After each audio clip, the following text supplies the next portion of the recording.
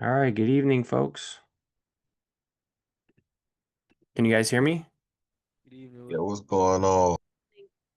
What's up? What's up? Hey, good evening. We got a full house tonight. So it looks like. Awesome, awesome. All right, we're going to get started. Apologies for being late. All right. Um, I'm having a little issue with my.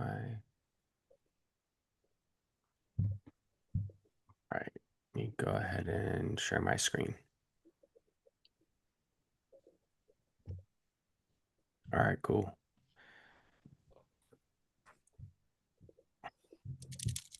All right, folks. We're gonna. Can you guys still hear me?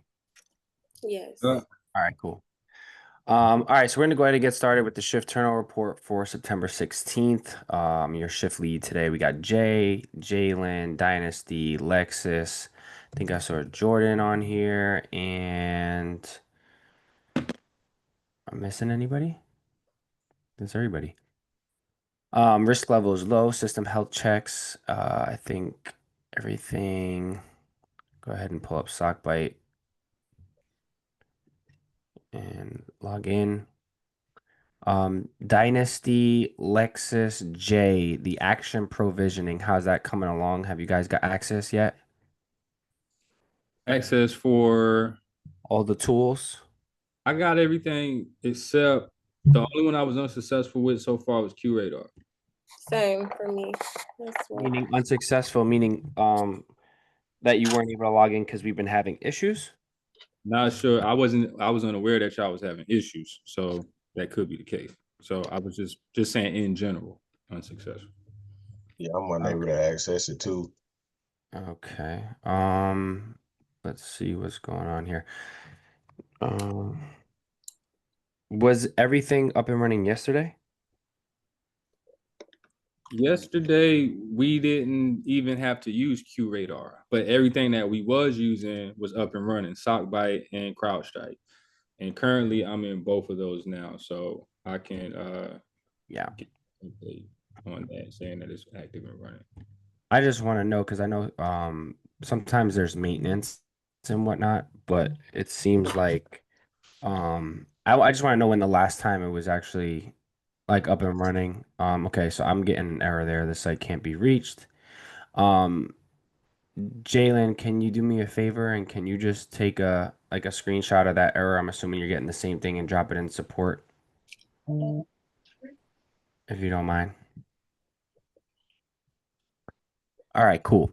So, all right, guys, you know how this works. We're back at it. Another week. Glad to see everybody on the call. We got some new faces. Team is growing, so all that good stuff, which is really exciting and I'm really happy about.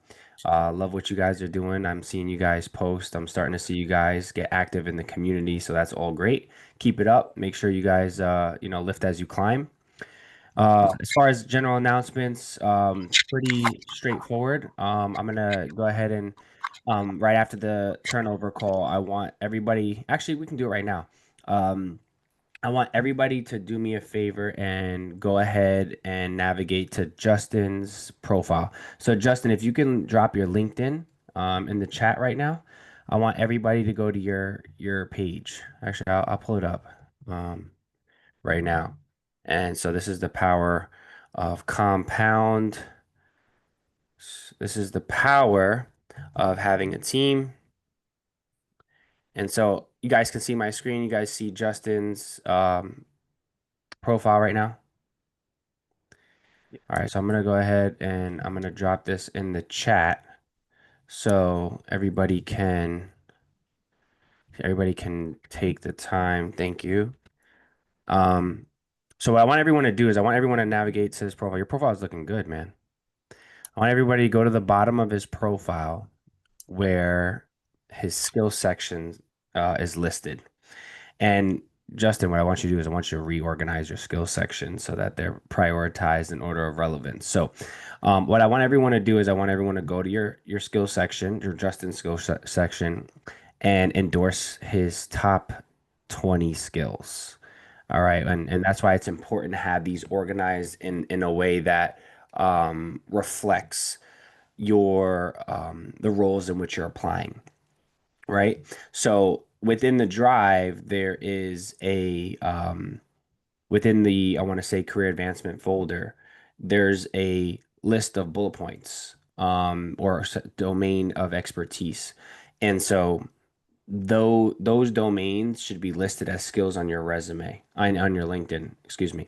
And then we're supposed to come here. So file systems, this right here, Jay, shouldn't be on here, right? Open source process management, that doesn't need to be on here, right? Malware protection, hardening, that stuff doesn't need to be Oh, you on know there. what happened? I put some certs on there from like Google Coursera, and when I was Mhm. listing the skills on that, I was unaware that it was adding them on top of my skills in the skills section. Yep. Okay. So what you can do, so everybody, before you take a moment to pause, what we need, because we right we have to, yeah, I can see it did that for a lot of them. So, All right. yeah, I this, added I had like 5 that I didn't have on my LinkedIn page.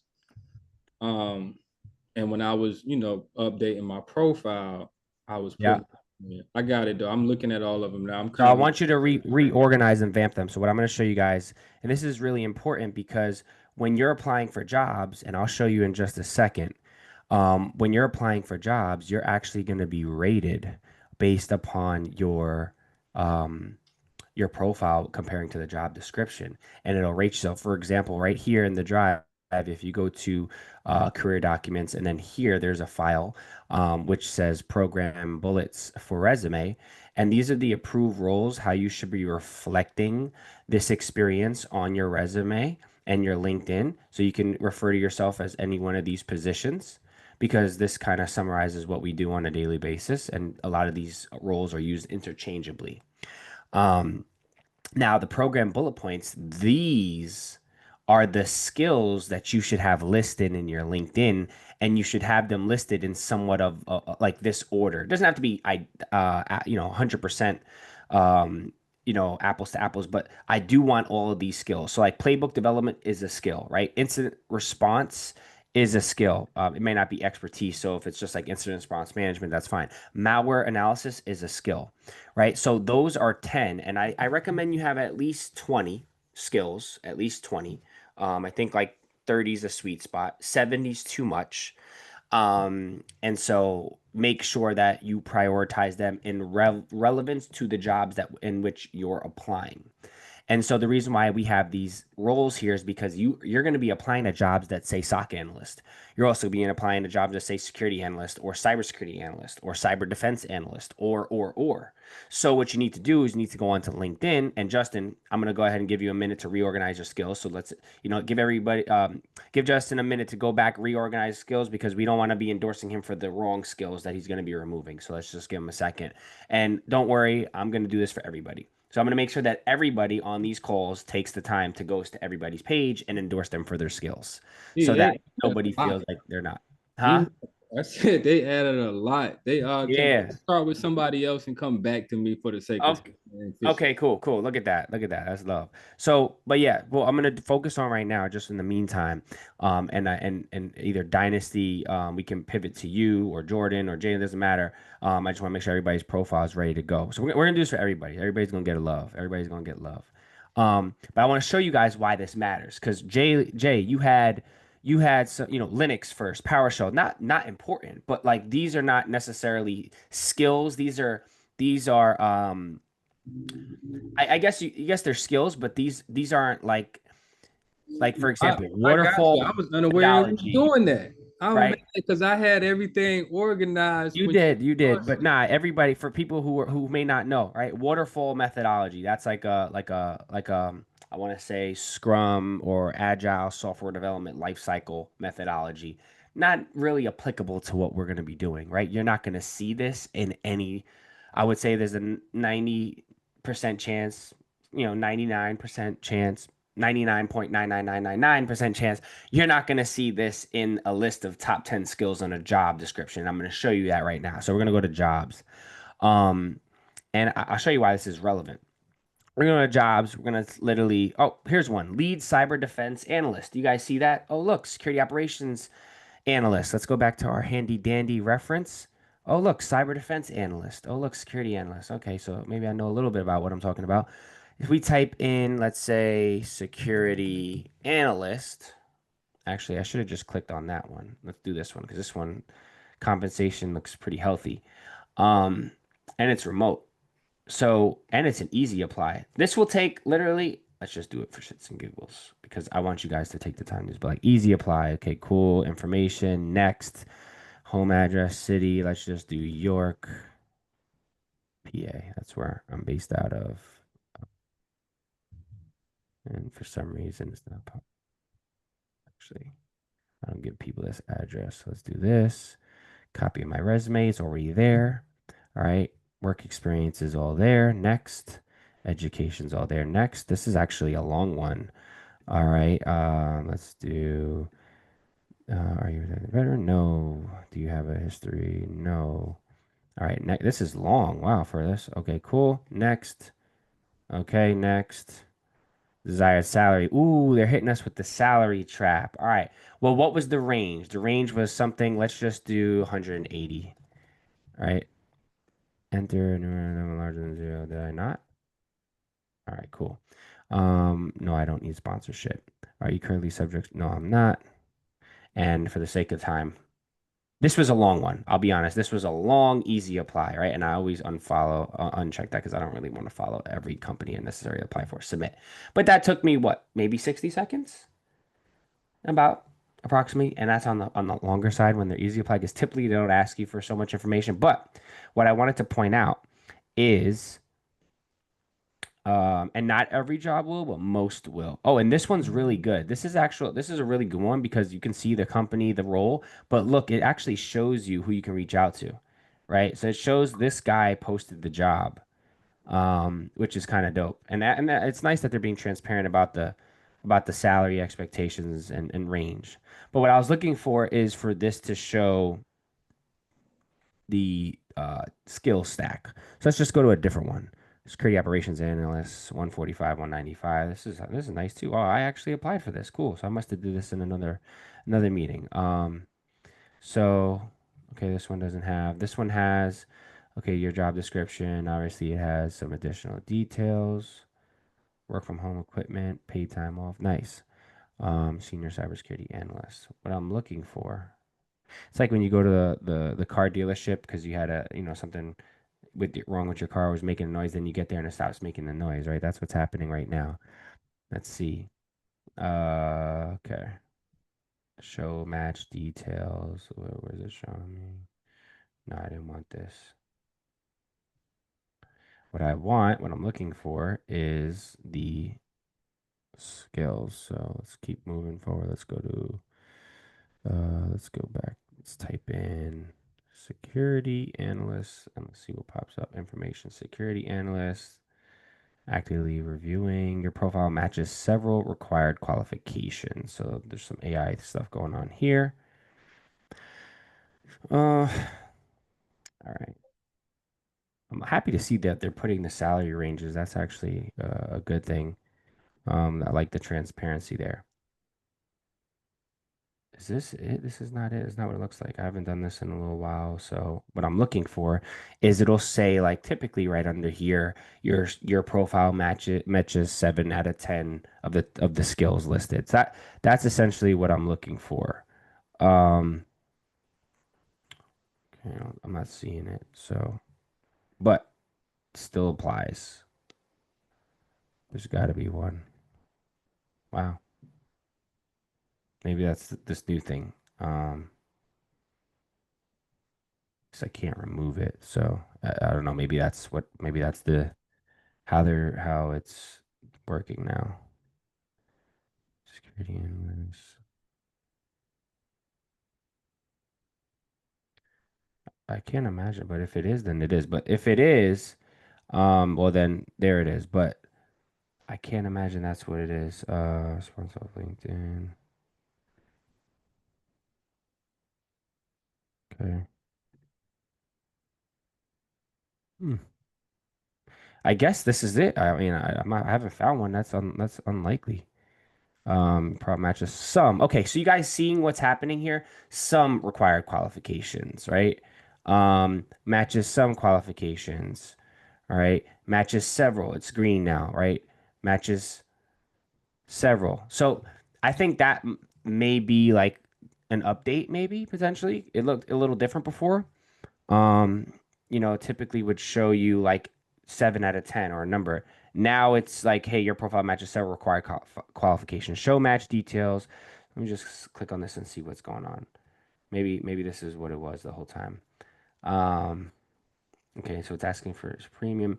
Okay, so matches 4 out of 5 required qualifications. So it's saying bachelor's degree, 2 years of experience, familiarity with patch management processes, and understanding of security vulnerability management principles, proficiency in configuring, troubleshooting Microsoft Windows. So there are right there some of the um, I want to say the correlated skills that they're looking for. So that I guess that's what it is now. So instead of it being how it was, I think that that's how it shows up. And you can see for most of these roles, my profile is aligned with several of their qualifications, and they're maybe basing that off of skills, based off certifications, based off of experience. Like, who knows exactly what they're basing that off. But you can click here and that show match details now.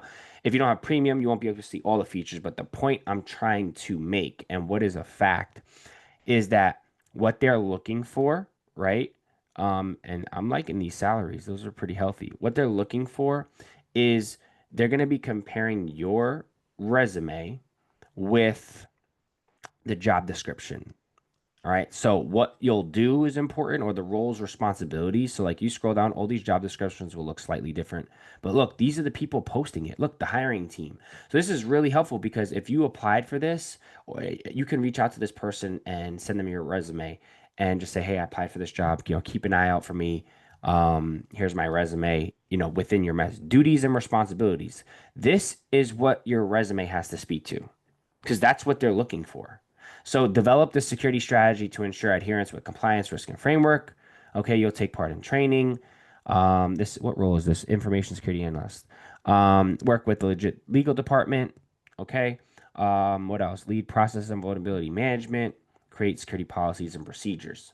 Right. So that right there is, and here's some more, requirements. But this is ultimately what they're going to be comparing what's on your resume to their job description. And that's what has to align, right? That's what has to align. Um, but anyway, I want to make sure that everybody understands why that's important. So that's why it's important to have your skills. So your skills, optimized. So now I'm gonna go to Jalen's. Jalen, let's see. Hopefully Jalen's skills are optimized. Let's see. Okay, yeah, it looks good. So Jalen, we're all gonna go to your profile right now. All right. All right. It's funny. Yesterday, I seen something. I was at the gym yesterday, and I got a call from an Amazon recruiter at like 7:30, and I was like, "Oh, all right, cool." Not remote, but I was interested because their compensation goes up to like 220, and I just thought it was pretty interesting. Anytime a company doesn't have remote opportunities, I kind of get disgusted quick. Not saying you guys should, because when you're new, you need experience. Like it's good for you to be in the office, see your manager, meet your teams and your colleagues and stuff. All right, is everyone at Jalen's profile? All right. I need everybody to stop what they're doing and everybody go to Jalen's profile. All right. I want everybody to go to Jalen's profile right now and I want them to click. He has 23 skills listed, optimized, it looks like. And I want you to just start hitting endorse. Just start spamming him and endorsing him. All right. And I want everybody to. Ooh, I think I just. Yeah, no, that's fine. I want everybody to do that because we're gonna do that for everybody on this call. All right. And this is how we, as a group, help one another and lift as we climb, so to speak. All right. It's called collective raising the bar, collective improvement. Okay. The more endorsements, the more recommendations or references, the more content. When somebody that's in a position of power, like the folks we were just looking at when we were looking at these jobs, the more likely somebody is going to come across your page and be like, oh, okay, this person knows what they're doing.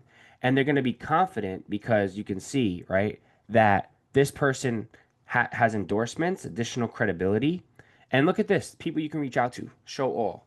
So, right off the bat, these are the people who are literally hiring for this role, right? These are the people that are going to go to your profile. Now, if they go to your profile and you have no endorsements, you have no recommendations or references, you have no content, it looks like a ghost profile. You don't look like you know what you're talking about.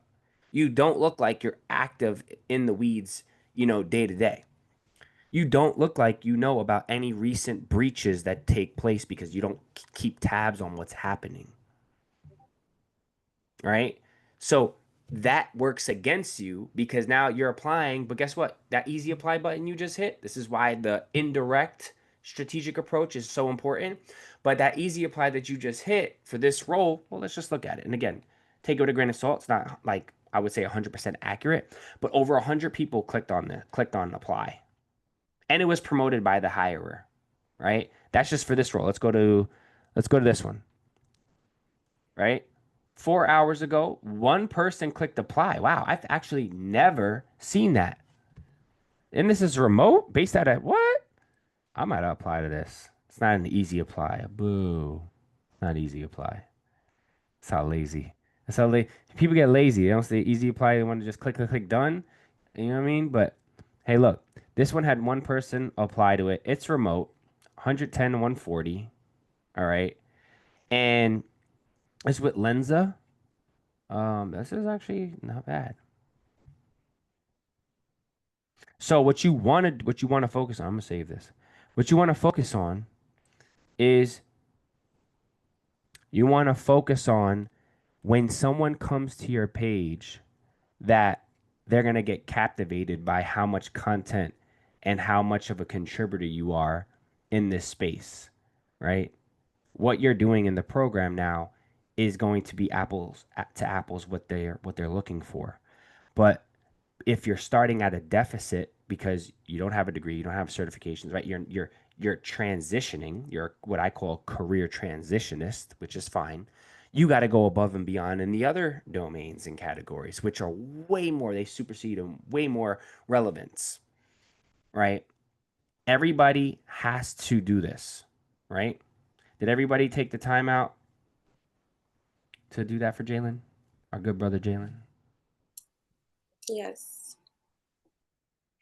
Dynasty is your profile ready for some love and attention? Huh? Is your profile ready for some love and attention? See, Um, here's the thing, y'all. You got to be ready for this. You got to be ready for, ooh, okay, Dynasty. I see you. 37 connections, 41 followers. We got to get that up. Risk okay. Slayer. I got you. Don't worry. Once you're done doing this, we're going to make it. We're going to make it right. Let me see. Let me see. Okay. Okay. So we got some skills on here. 27 skills. It's a good number. But yeah, I want to make sure that these are organized, right? So did I showed you where to go get the other skills? Mm-hmm. Right? I showed you guys this. So I'm gonna just drop it in the chat. I'm gonna just drop it in the chat because I love you guys. But you guys know where to find this stuff. And by the way, these bullet points are not just, you know, bullets I pulled out my ass. If you look, these were curated from 10 different job postings. Okay. So again, these jobs may have expired because this was done over a year ago. But the point is, I curated these skills from 10 different job postings from SOC analysts. Again, these are used interchangeably. So what I did is I took SOC analyst position, security analyst, cyber defense, and I took a bunch of those different roles and curated them. And I took the common difference between all of those different job descriptions. And all of them had these skills listed right here within the top 10 skills. So that's why it's important. All right, so I'm gonna drop that here. All right, there we go. Oh wait, it says it's too long. It's limiting me. Okay, it's limiting me to 1,000 characters, so I gotta break it up. So let's do like this. You guys understand this though? Is this making sense? Because I just hope I'm not boring you guys, but it really is important. Yes. Yes.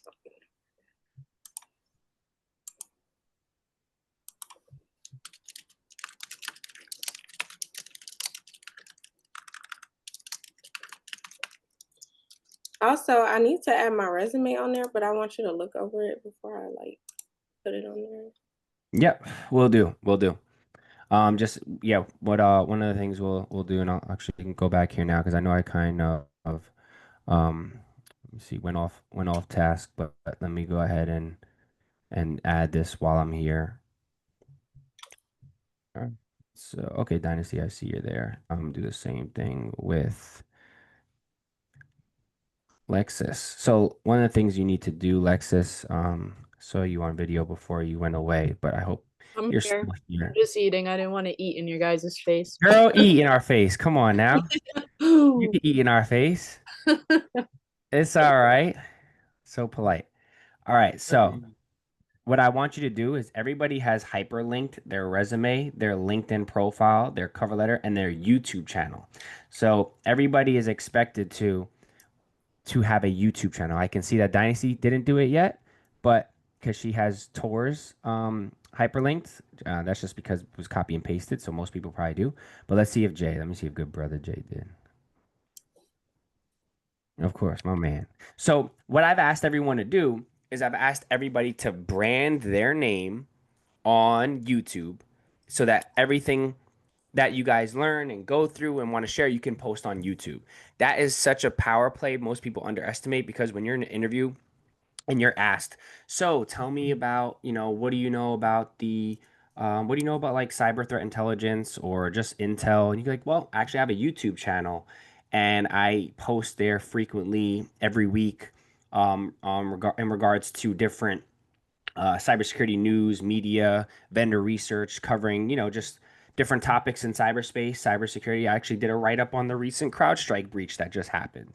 And I posted that last week to help improve the cybersecurity hygiene amongst my community and ecosystem. They were like, oh, really? Wow. What's your YouTube channel? Oh, it's just Justin Scarborough. That's my name. And it's my way of giving back to the community, just helping people stay up to speed on what's going on. Now, being able to respond like that, what do you guys think what do you guys think based on that response?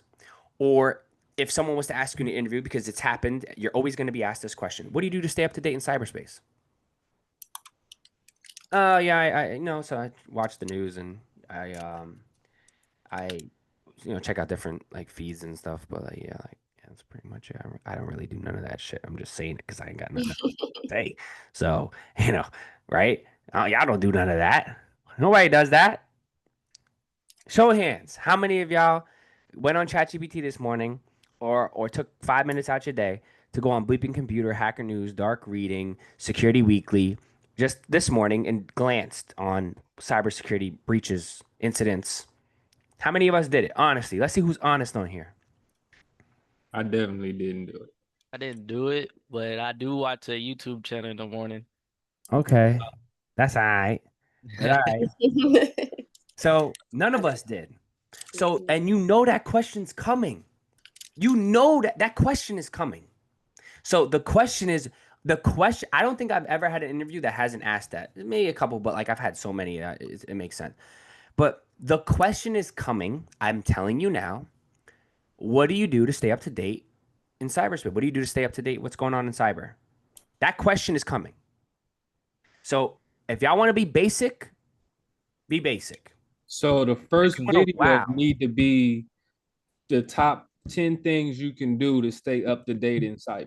Thank you.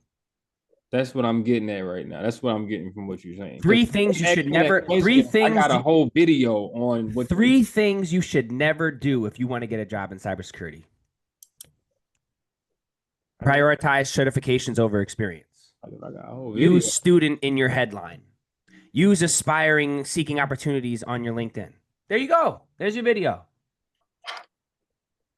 Like stuff like that, right? And then all it takes is for you guys to, let's say, go to, this is, oh my God, it's one of my favorite. I was on here just a little bit before our call, but this is one of my favorite sources of intel, Cyware Social. And this is in our drive as well. you guys should have access to like all of the OSINT tools and bookmark them. But this tool I started using a little over around a year ago. Got put onto this tool. It's like a feed of all different. You can see bleeping computer. You can see security affairs, right? Security week. I talked about two of those just now, 2 minutes ago that I checked, right? But this kind of houses all of them under one umbrella. Hack Read, The Record, Info Security Magazine. So I read up on a few of these, and this is how you stay up to speed with what's going on. It doesn't take long, right? But it's how you get your reps in. This is how you know. This is how you wow someone. So then when you take this information, Jay, Dynasty, when you take this information and you, oh, okay, Finwise had an insider breach. Wow, 689,000 Americans at First Finance customers leaked. By a show of hands on this call, what's the number one threat to every organization? What's the number one cyber threat? Anybody know? Inside threat. Insider threat. Insider threat's the number one because they already have access. And if they were a previous employee, let's say they were, took another job or they got fired or terminated, that's a huge liability because what? Most people don't ramp up or wrap up access for their, offboarding, let's say. You have an onboarding process, but a lot of times there isn't a thorough offboarding process. So we don't have a thorough offboarding process. Sometimes access lingers for quite a while. And I can say a whole lot right now that could really ruffle some feathers because I've been in a position like that where I still had access to groups and channels of organizations I shouldn't have weeks after I left. So I was still seeing them chat and what's going on. And this is a federal agency, right? That's a problem for, multiple reasons. If you have a disgruntled employee, obviously, which I wasn't, but that's how companies get hacked. So again, just being able to do a quick do a quick overview of what happened. So looks like this organization got breached. 689,000 of his customers were impacted, their data. Right now they got to file a notification letter by Finwise on behalf of this bank, confirming it was a source of an incident, right? All because why? All because of a previous employee. I think got terminated and then or used to have access, right? So understanding what's going on in cyber and then going to your YouTube channel, Jay, and being like, hey guys, you guys check out this recent cybersecurity breach that just took place at Finwise. Almost 700,000 people's information was compromised, all because companies didn't focus on having a thorough offboarding process like they do onboarding. Right? Here are 3 things you guys can do and implement in your business to ensure that employees who either get terminated or no longer work for a company, have a smooth offboarding process. So access isn't limited and you can kind of go through it and you can chat GBT it, right? Ever give you the, a nice, sweet, a couple recommendations, but that right there is the process that compounded over time. Now, when someone goes to your profile, Jalen, who's waiting for that video for 3 months that I haven't gotten yet, now somebody can see that, okay, this person's endorsed by 30 people, has 12 recommendations. He's been posting regularly. He has his own YouTube channel. He's actively using the tools we need. That's the person they're going to actually give a call to, Jalen. The person that got the video done that they're still waiting for. Is it still in your drafts or what's going on? I think he's gonna get me, man. Is it in your drafts, bro? Yeah, it's my draft. I've been waiting for a video for 3 months from Jalen, and Jalen knows what he's doing with his eyes closed, blindfolded, hanging upside down like a bat, and he still won't post no videos. Come on, bro. What are you doing, bro? You got a beach body. You're going to the shirt wearing a hoodie. What's wrong with you? Take your shirt off, bro. Flex. Do a couple pull-ups on South Beach. You know what I mean? I know you mean.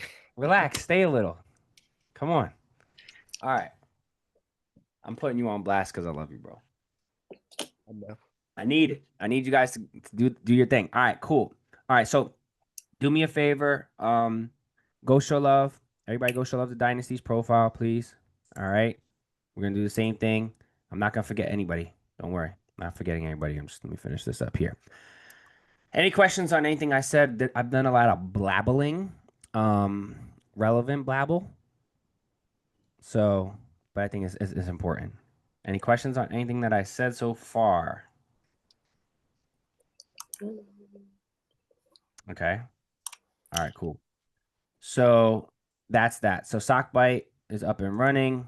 Okay, cool. CrowdStrike is up and running. So last week, do you guys remember which threat actor we hunted last week? Hold on, before I ask that, you guys remember how to get to the modules that we used? Because we have some new faces. So there's people on this call, like Lexus, who wasn't here for it. But don't worry, we're gonna fill you in, Lexus, so you know what's going on. I like seeing everybody's cameras on. That's nice. Everybody has a nice setup going on. That's awesome. All right, so Dynasty, how do we get into the counter adversary operations module? The hamburger at the top. Okay. Right? And counter adversary operations. Mm-hmm. Okay. And then advisories. Adversaries? Oh yeah, adversaries. I'm sorry. Not bad. Not bad. You're doing fine. All right, I cool. need my glasses on. Okay, no doubt, no doubt. Well, you got us here. So we're here. So just to recap.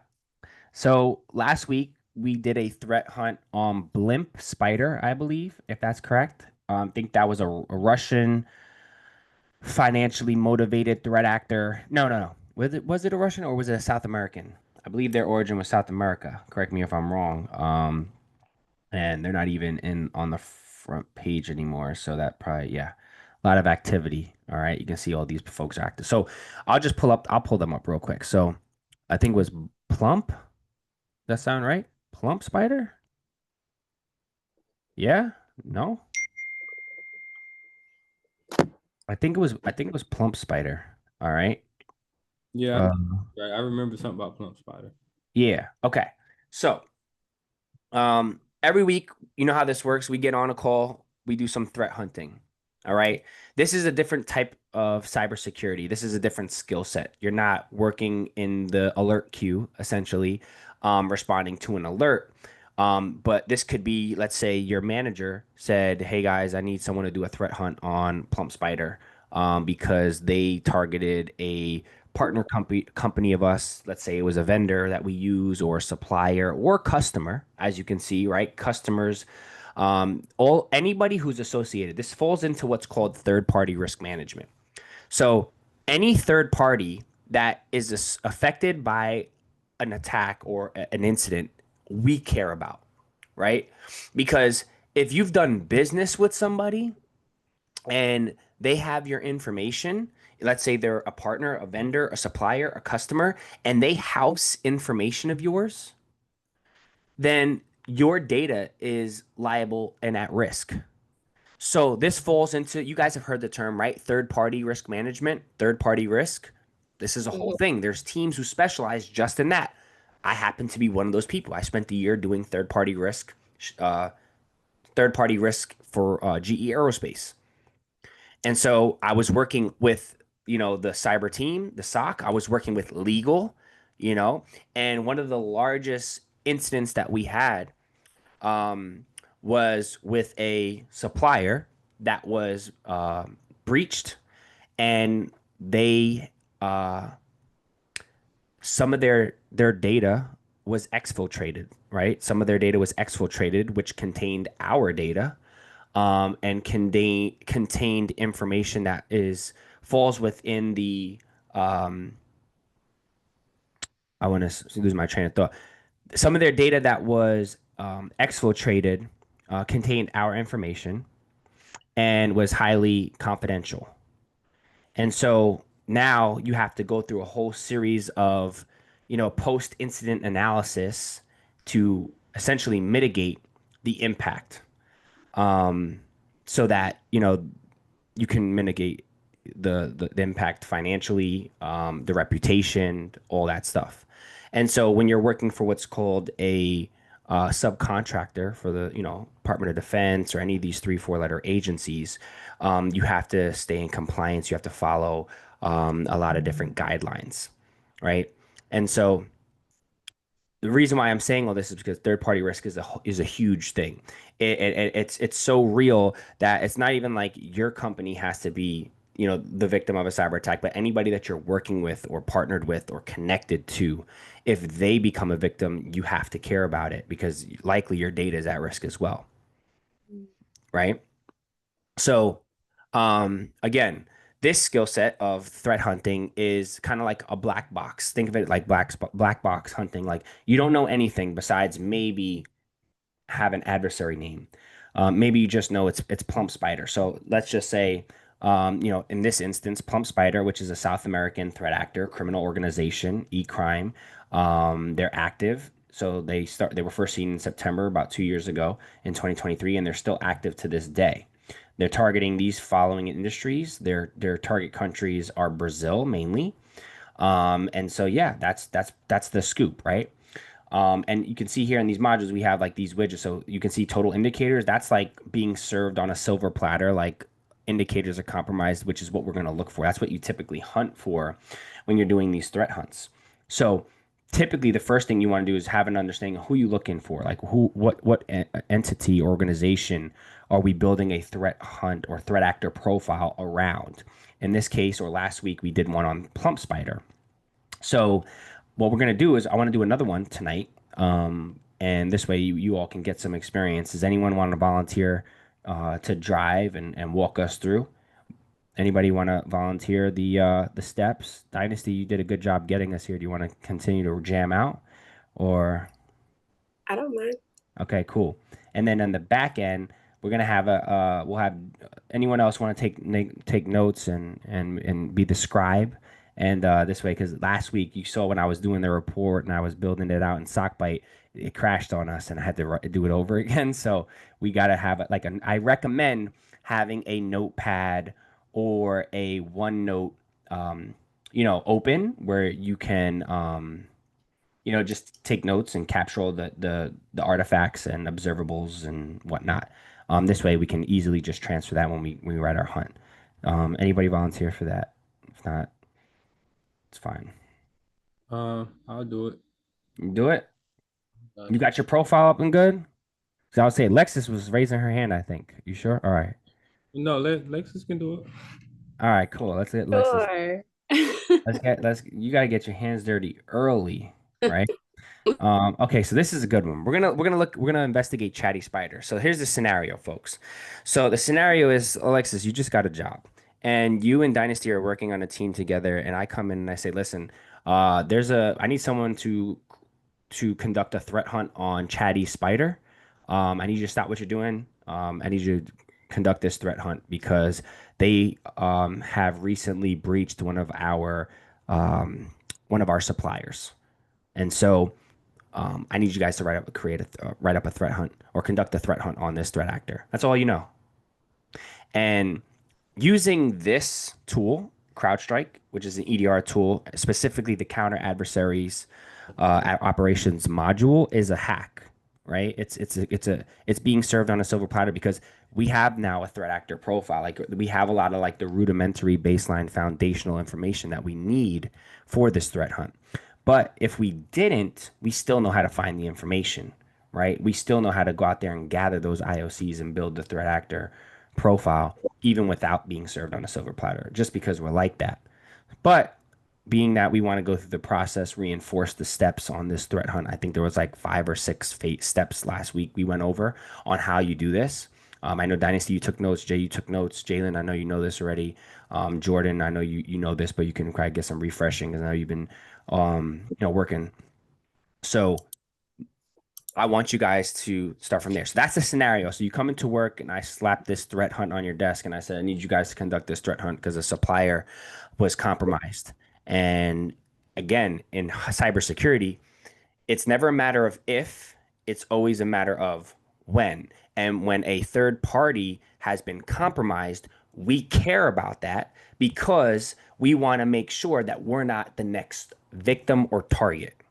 Okay, that's why you're being assigned this threat hunt, Alexis.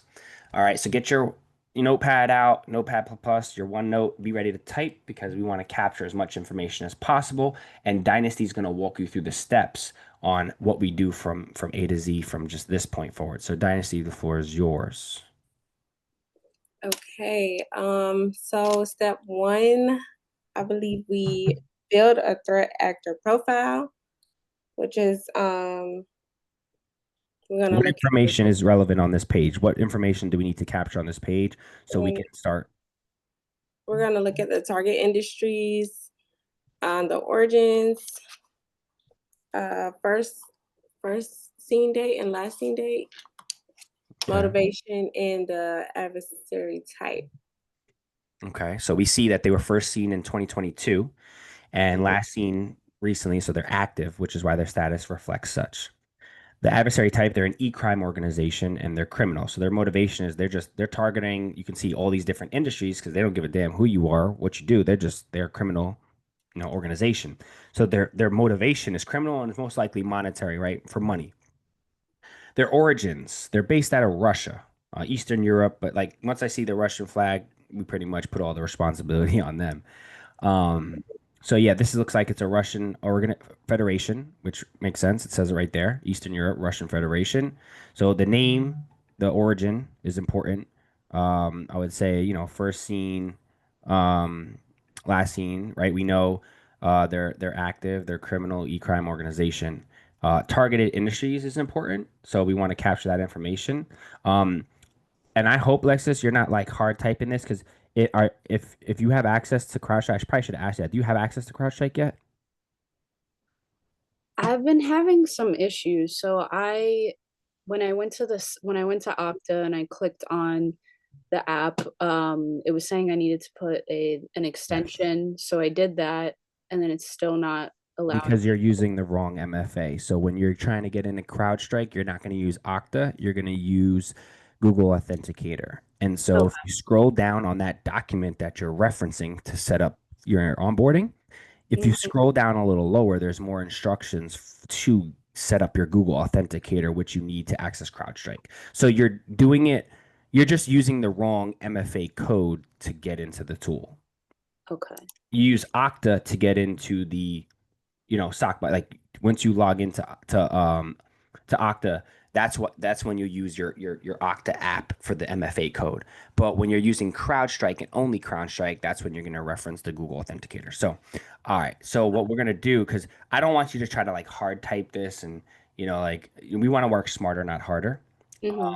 So, just pay attention, stay, obviously, pay attention to what we got going on. Who else? Anyone else on this page right now? I know Dynasty. I'm just trying to give you some help, but I'm sure you can probably gather a lot of this information yourself.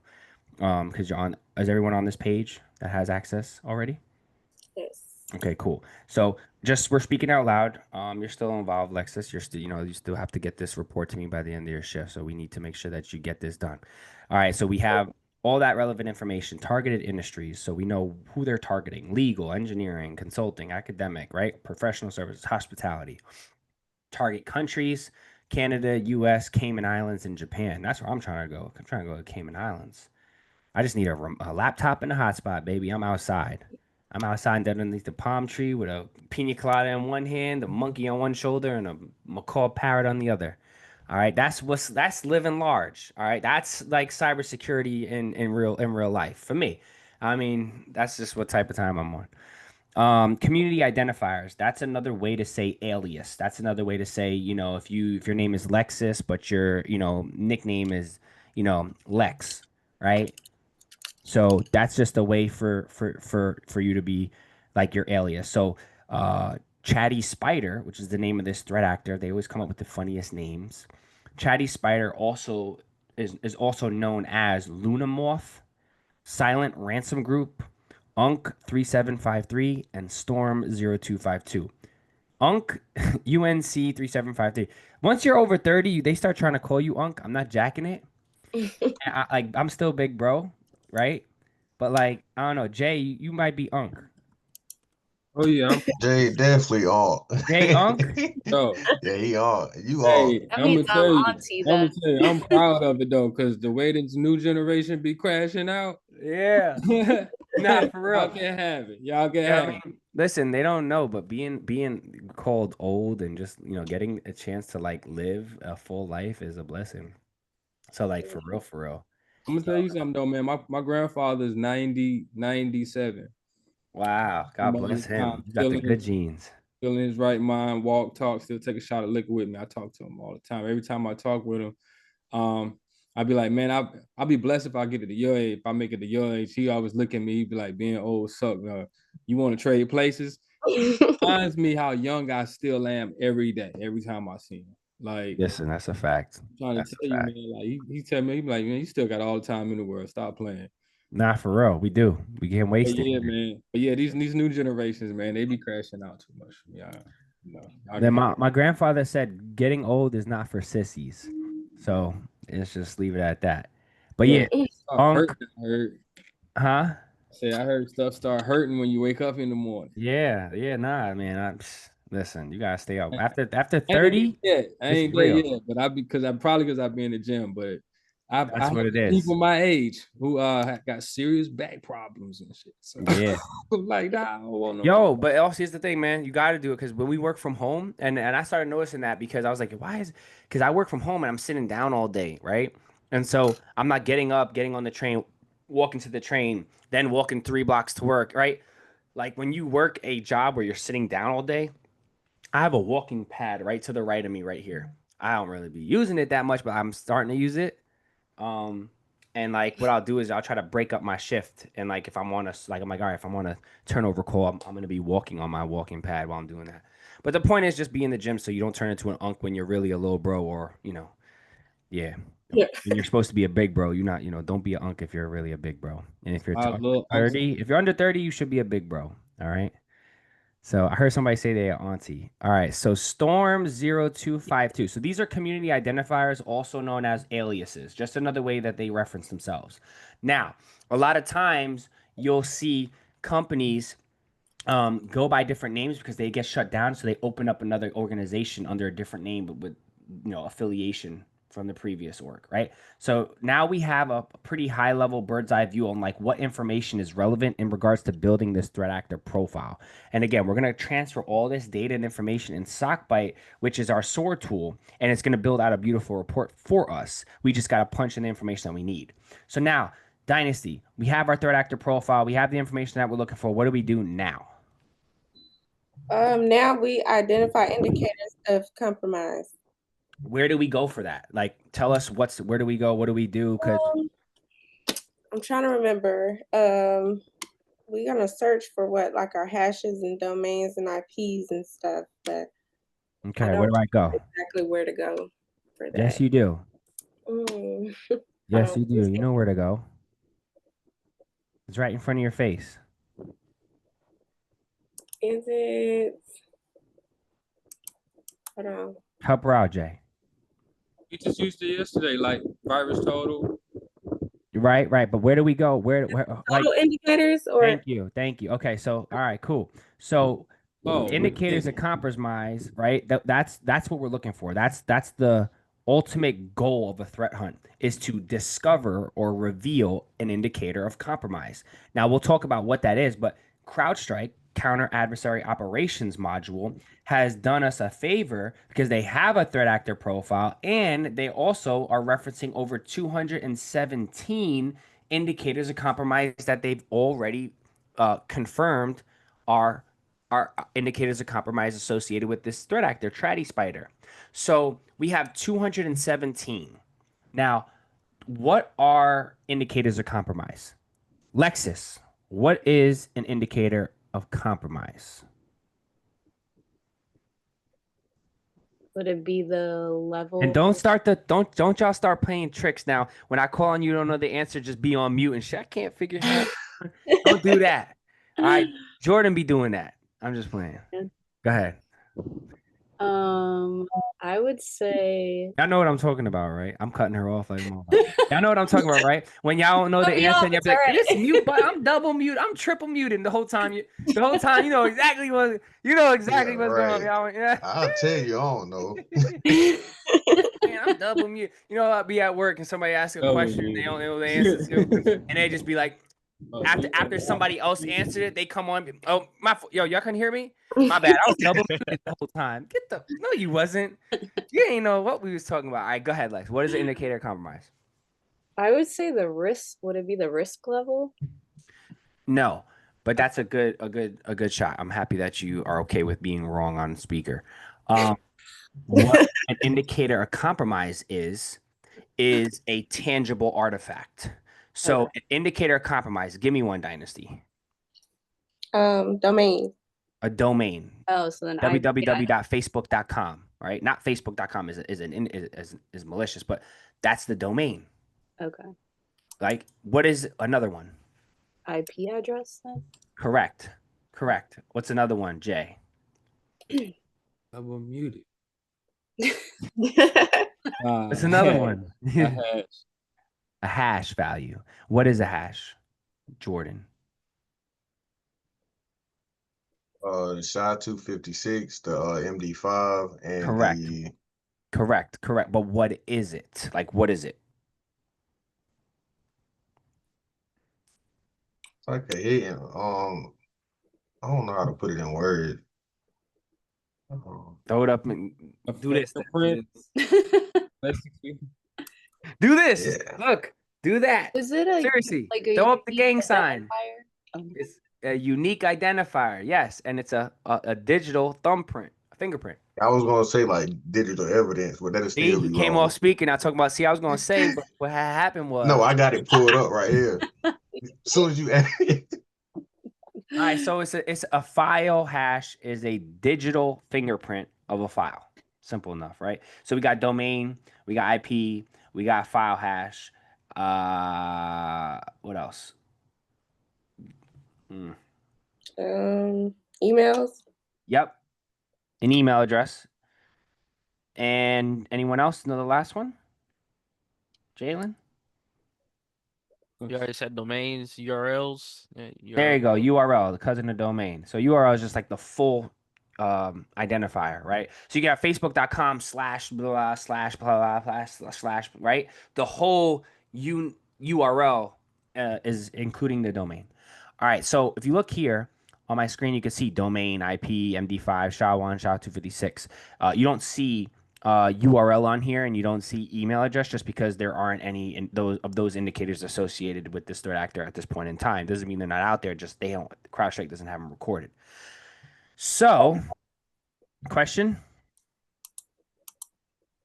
No. I love it. I love everybody's cameras on. We're all off mute. I love it.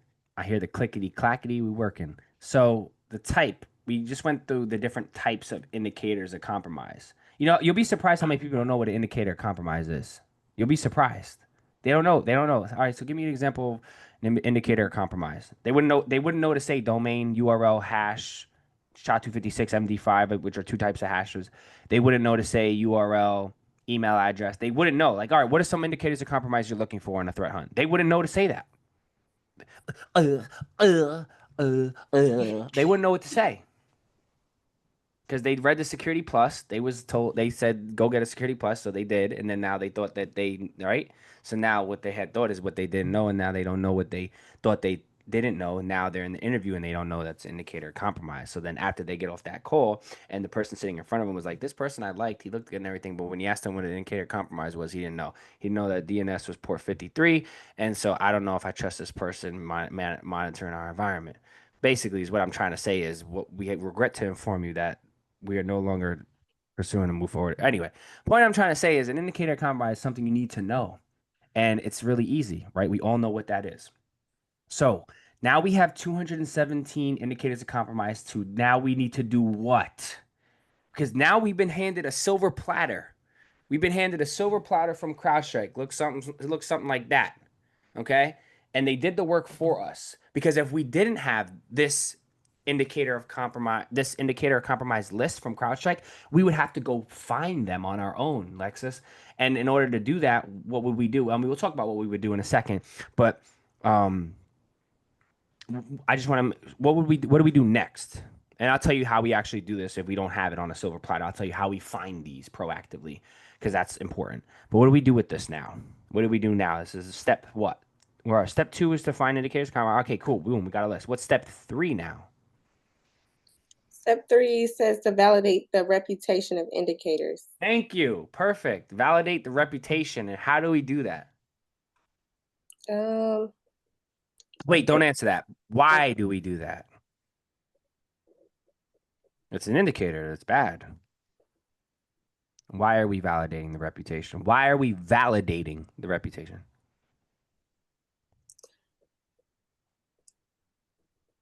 Are you just asking me? Just think I mean, like, I feel like logic. Let's use logic. yeah, I mean, I feel like we want to make sure that these threats are like real threats. Right. Yeah, absolutely. Because there's nothing worse than blocking something and then coming to realization later that it wasn't malicious, and then potentially having um having to deal with the ramifications of blocking something that maybe necessarily wasn't malicious. A lot of times, and this is the why, a lot of times things will be used for bad. It could be a domain, like an adversary is using this domain to host a certain web page that is phishing, but that doesn't mean that that domain or hosting provider is malicious. It just means that at one point in time, something that was being housed on it that was, or it could be an IP, right? That was being used to, let's say, spam or, as a bot account essentially. But a lot of times what will happen is when those get reported, because there's CTI teams and threat hunting teams that are reporting these things on these different open source platforms, those web pages, those IPs get taken down. And so then those adversaries lose the ability to like host or do what they were doing, whatever malfeasant things they were doing, right? Using those vehicles. And so those can actually then be clean at another point in time. So it could be used for bad one day and then another day be actually clean and not actually being a malicious indicator. Now, depending upon the environment, the team, and the management, they may feel like, hey, look, if it's been bad once, then it's bad. Like especially if it's not an internal asset or a supplier, vendor, customer's asset, then they may just be like, whatever, block it. You have to read the temperature and follow the workflow and procedure of the the organization that you're working at, right? But this is still a good best practice is to validate, because now we eliminate one of the biggest mishaps, which is blocking the wrong thing or just taking something for face value. So I asked you the why. So now what do we do? How do we do it? How do we validate the reputation of an indicator? I believe like we use our OSINT, like Don't believe. Yeah, you're right. Open source intelligence. So I just filtered. Okay, I just hit the type filter right up here. Okay, I hit the type filter and I selected the SHA-256 hash, which is a file hash. So it's a fingerprint of a file. And so you can see we have 8. And the reason why I chose to just do that is because I want to make sure that we get through the entire thing. Being that we're already an hour in. So now we have these hashes, right? What do we do with the hash? Which tool are we going to use? Anybody want to go ahead and share their screen? Or I mean, I'll continue to do it. So let's just take one of these. Tell me what to do now. What do I do now? I'll put it in virus total. Okay. So what is virus total? OSINT. Yes, but what is it? It's OSINT, but it's a search engine, right? It's a search engine for Open source. Yeah, it's open source search engine to be able to validate information, I would say, or like for malicious activity. Exactly. So you guys can see. So we're using VirusTotal. VirusTotal is a security engine. So it's like a open source tool that we use to validate the reputation of indicators. That's what it is. Exactly what we know it to be. And so I took this first hash in the list and I dropped it in here and I got nothing. Nothing popped up. Now, that doesn't mean it's not malicious. It just means that there is no library or database associated with this hash. So it doesn't mean it's bad. Doesn't mean it's good. It just means that there's no evidence of this being seen in the past. Or it's a custom internal file. So it's makes sense why it's never been seen. So that didn't work. So then the next thing I did was I pasted the second one. So I just took the second one. And one thing to pay attention to here is we have the malicious confidence, which is similar to like a severity level. Like we have informational, low, medium, high, and critical. But this malicious confidence score is high here. That's something to pay attention to. You can see the type. So that's the hash itself, the indicator. That's the type. You can see the columns are here. I'm just reading along. Now, the malware family is saying that this hash is associated with this malware family. And this is the related adversary. And this is at what point of the kill chain it comes into play. We'll talk about the cyber kill chain another time, but I recommend everybody being familiar with the cyber kill chain. That's a framework you want to know for sure, just like the MITRE ATT&CK framework. So I copied this and then I put it into VirusTotal. And boom. That's what it looks like when you got something bad. All right. Lexus, have you ever used VirusTotal before? No. Okay. See, this is why I like to make sure that we really changing the game, y'all. I'm just saying we are really changing the game. You can't get this in a Security Plus textbook. But this is what we mean by validating the reputation. Now, Alexis, using basic common knowledge, I would say using a rational brain and common sense. If you were to plug this into VirusTotal before you saw a bunch of green and now you see a bunch of red, do you think this is good or bad? Bad. Pretty bad, right? Now, a lot of times you'll have a confidence score, right? You can see this community score here. It says 44 out of 72. That's pretty much more than half of these security vendors. What is VirusTotal? It's an open source platform of security vendors that help us validate the reputation of an IOC. So these security vendors, which some of you have heard of, how many of you have heard of Bitdefender? How many of you have heard of Kaspersky? How many of you have heard of Palo Alto Networks or McAfee? How many of you have heard of Symantec, right? Sophos. You guys have heard of some of these security vendors, Fortinet, antivirus, Malwarebytes, right? So these are security vendors that are saying, hey, this is bad. And there's a 44 out of 72. So this is a pretty high confidence score that this is bad. Now, the other cool thing VirusTotal does, once you see this hash here ending in 560, ending in 560 at the top and over here, you also, what else do you see? You can see right underneath it, it actually gives you a file. It gives you a file that it's associated with. So it actually says the file. Well, what is this file? I have no idea. BSGWKEXE. What is the exe file extension? Dynasty. She on that double mute now. She on that double mute. And she turned the lights off. Executable. Executable. So that means what? It just means that it's a file that does something. It executes, it runs some code, it performs an action. So this file is executable, is a process associated with software development by Baidu, a large Chinese internet company. Now, just right off the gate, does that sound friendly? Probably not. Probably not. Okay. It's not widely documented, part of a larger pattern where Baidu software has been linked to various background processes and user monitoring. Sounds like spyware. So that's probably not good. And that's probably why we have this score. Now, underneath the file it's associated with, you can see here it says PXEXE. It says no PEEXE, which stands for portable executable. So it's an executable file. And then it also says it checks user input, direct CPU clock access, 64 bits, assembly. These are just other tags. All right, spreader. Okay. And then we're underneath detection. And I'm pointing all this out because it's important for you guys to not just understand things from a surface level, right? Scratch and serve, but go into the tool, click around, understand what it's giving you. So we're in the detection tab where we see all of the what? Threat labels from the security vendors. So underneath this community score and this vendor analysis, look right up here. It says popular threat label.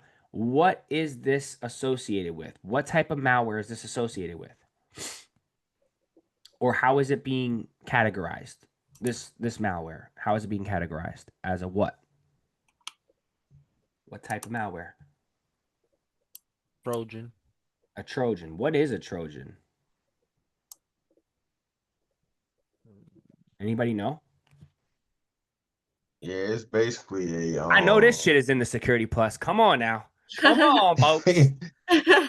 It's in the Sec you can Plus. say, yeah, it's like a virus. I guess you can say that kind of disguises itself in something that Yes. it's a disguise, basically. So basically, this is a type of malware that remains dormant on your system for a certain period of time. Let's say you download it, unintentionally, because you open up an email that contained this payload and in an attachment or whatever the case may be, and it downloads, but it remains dormant on your system for 6 months. It doesn't do a thing, but then it actually, after 6 months, it detonates after a set of criteria is met. That's what a Trojan does, right? It's malicious code, malicious malware, but it doesn't just like you click on something and then boom, ransomware, your shit's encrypted. It could download on your system and everything's fine for 6 months, and then all of a sudden one day it's not. That's what a Trojan type of malware does. And we just read that this is a Chinese software that tracks user activity. How do we know that? Well, we just typed in right under here, bsgwk.exe. We said, what is it? Because I didn't know what that was. It's a software related to this company, Baidu, which is a large Chinese internet company. And its functions not widely documented. It's part of a larger pattern where Baidu software has been linked to various background processes and user monitoring. So I said, that doesn't really sound too friendly, right? So right then off the bat, we kind of have a higher confidence that this is bad. So that's why we validate the reputation. So we're going to do that, and we're going to choose one more indicator.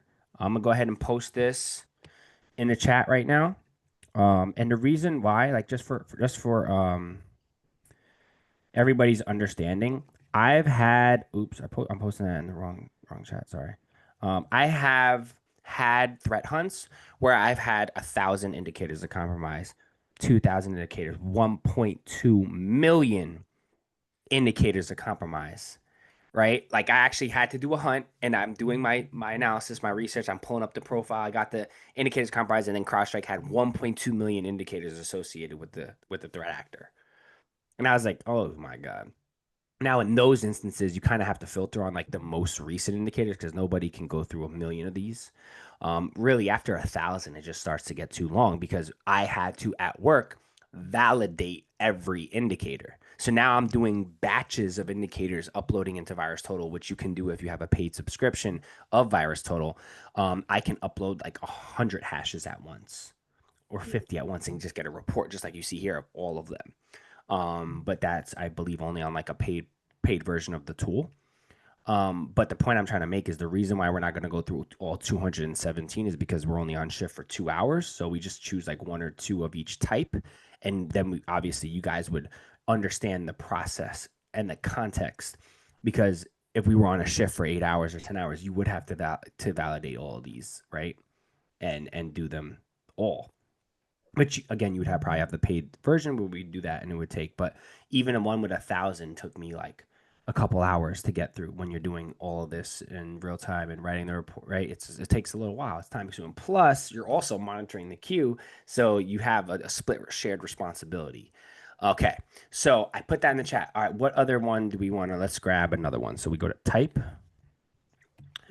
And let's filter. Want to do, let's say, an IP address. I think you can grab this one right here. Cool. Another learning lesson right now.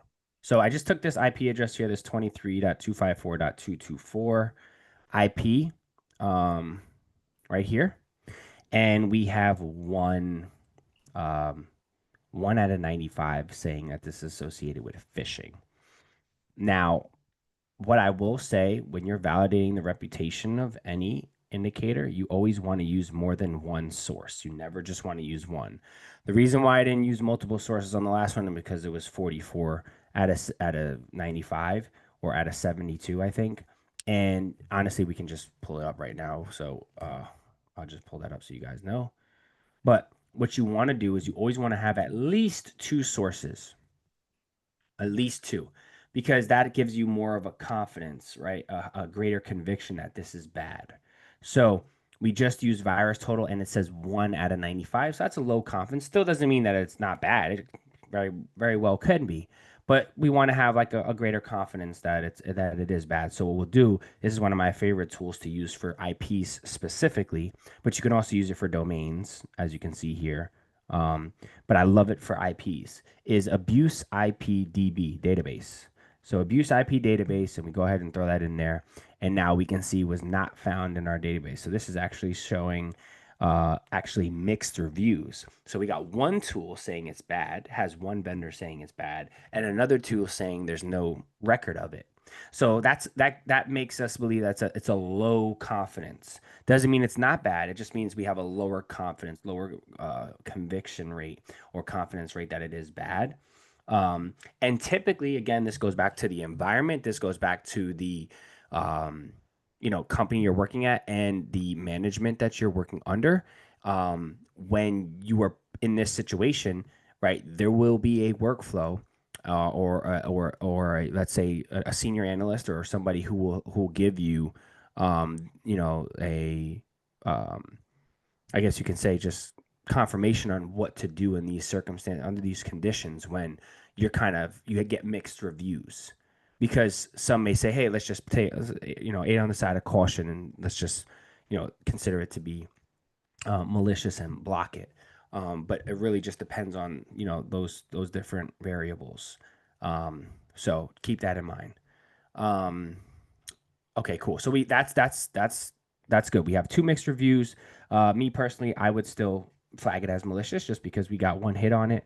And if it's not an internal or private IP, which it's not, or an IP that we know 100% that we are interacting with or using, then I would say go ahead and stay on the safe side. So I'm just gonna throw another one in there for shits and giggles and see what type of okay, so look, we got another suspicious. This one's showing 0, but it also shows suspicious. So again, I'm also gonna throw it into Abuse IP database and see. Okay, cool. So now this one, it's weird because the other one said 1 out of 95 and it had a red suspicious label. This one's saying 0 out of 95 with a yellow suspicious label, but now it actually has a hit within Abuse IP database. So just kind of seeing, and if you look at the actual list of IPs here, they're both 23 dot IPs. So that also is, kind of like gives me a little bit more confidence. Like both of these IP addresses that are slightly different have some sort of like suspicious or malicious label associated with them.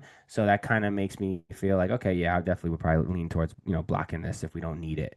You can see it was reported one time. So the confidence of abuse is still, they're saying 0%. But yeah, that's essentially how we do that. So now that we did all that, I'm going to take one more of these. It says NA. So that's probably not going to hit for anything. So I'll just take one of these. Let's see what it says. Can't imagine. So these are IPs that could have been bad and now no. So yeah, this is a good example of that, where it's like you have an IP address, it was flagged as bad, but like okay, then maybe it was cleaned. Maybe at one point in time it was hosting something bad, but then it was cleaned. You can see here there's a 0% two times it was reported, and then if you scroll down a little bit, you can see right the reporter. These are most likely alias names. Most people probably aren't putting their real name. So Paul Smith is most likely not Paul Smith. You can see email authentication brute force attack on February 1st and last day. That was 3 years ago.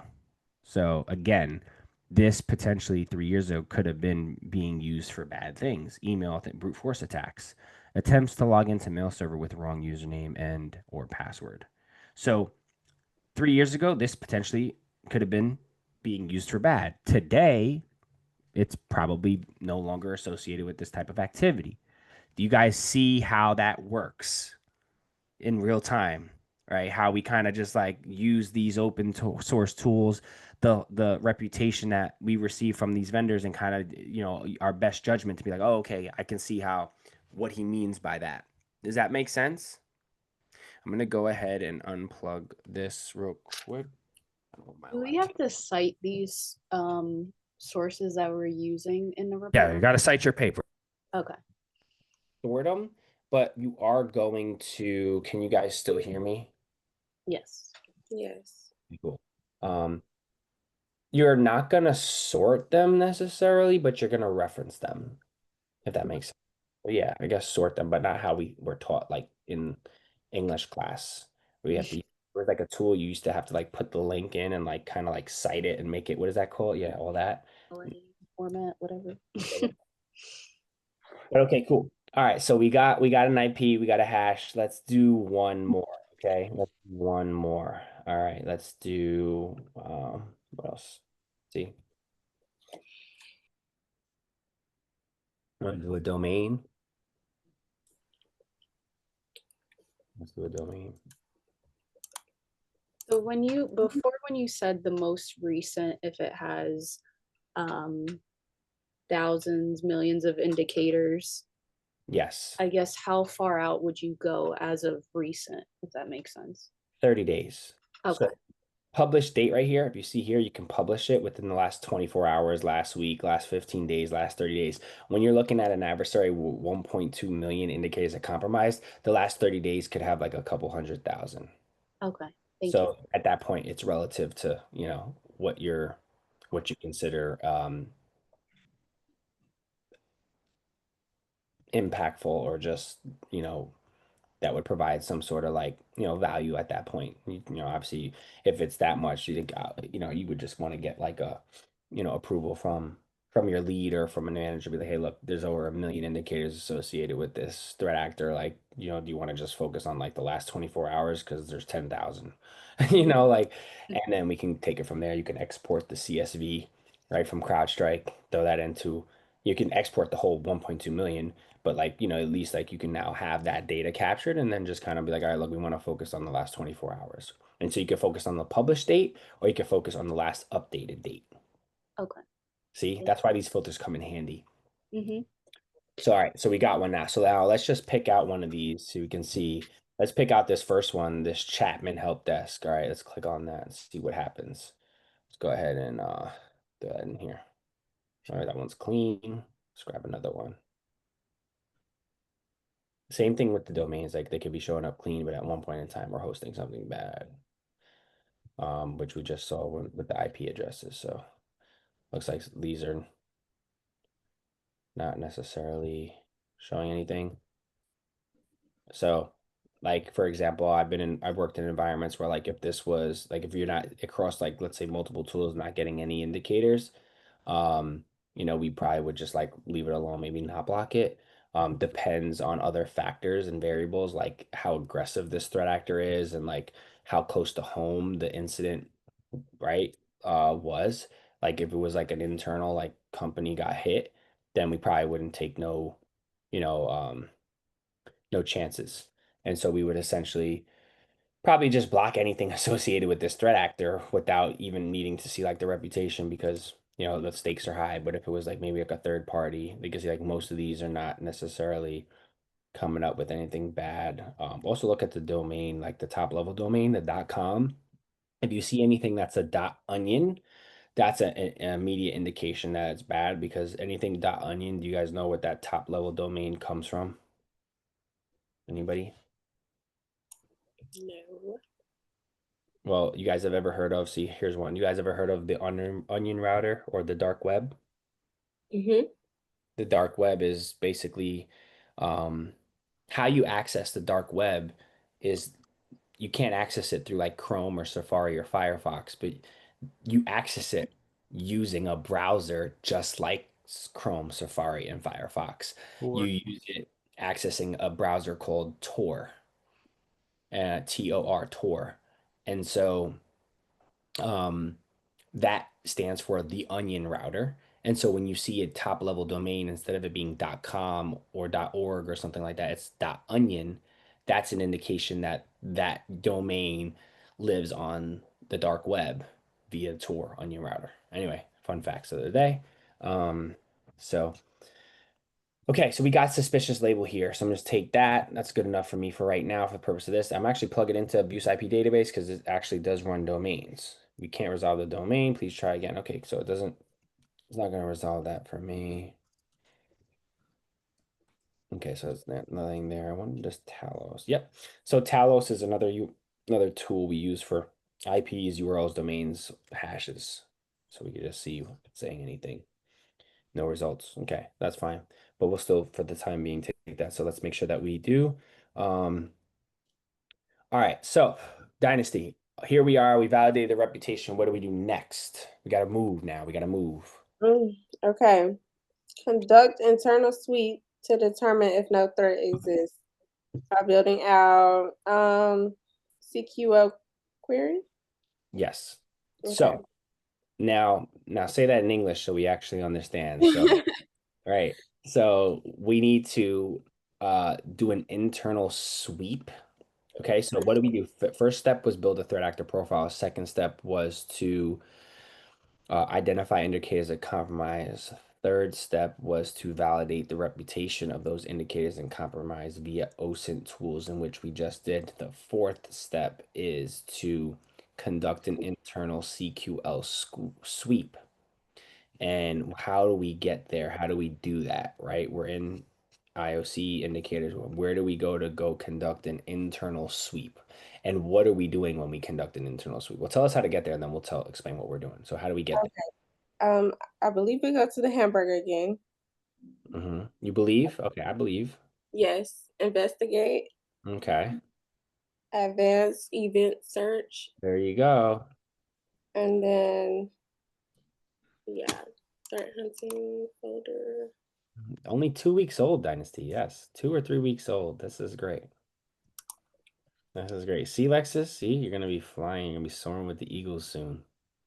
You already are. All right, so now we're in the what? We're in the investigate. We're in the investigate advanced event search module.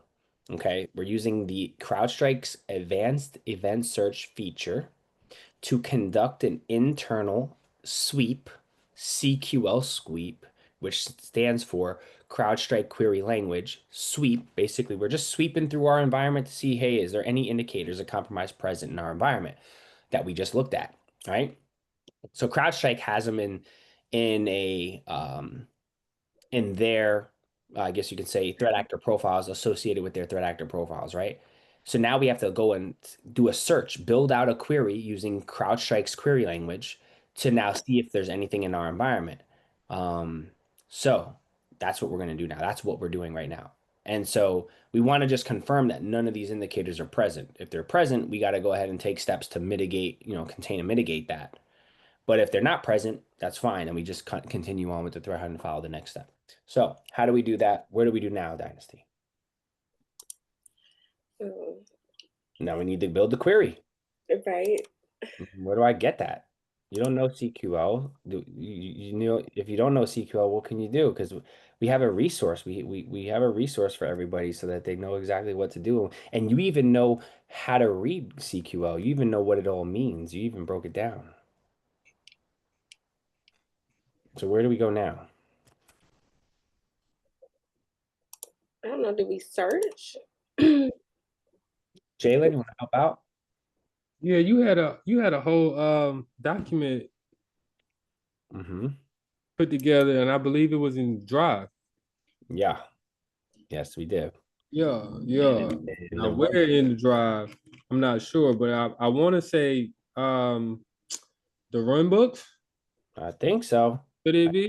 Could it be I run think it books? could be. I think it could be. I think you're You're striking up. Hold on, let's see. I think so. So where is it?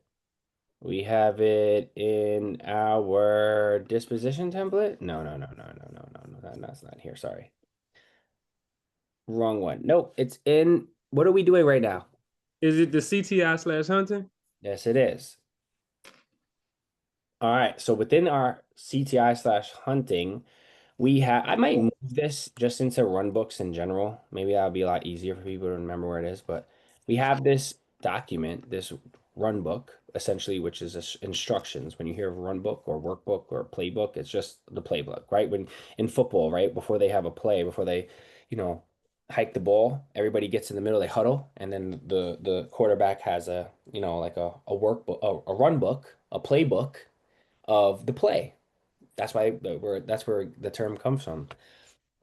So essentially what we're going to be doing right now is going over the playbook on what to do to follow these steps. So right now we're going to do a domain search. Okay, so we're just going to copy this. We're going to go into advanced event search. We're going to paste it. Okay. And then we're going to add the indicator. So one thing we have to remember to do. Okay, one thing we need to remember to do, folks, is we need to remember to change these quotes. Because if you don't change the quotes, now what's the difference between these quotes and these quotes? Does anyone see a difference? Lex, do you see a difference? The style of it. Yeah, these are straight. These aren't. That's going to throw a syntax error. And I'm going to leave it just here to show you guys. All right, now let's paste the domain. So let's go back into here, grab the domain. Okay, and I'm going to paste the domain. And what does the domain need to be in? Dynasty?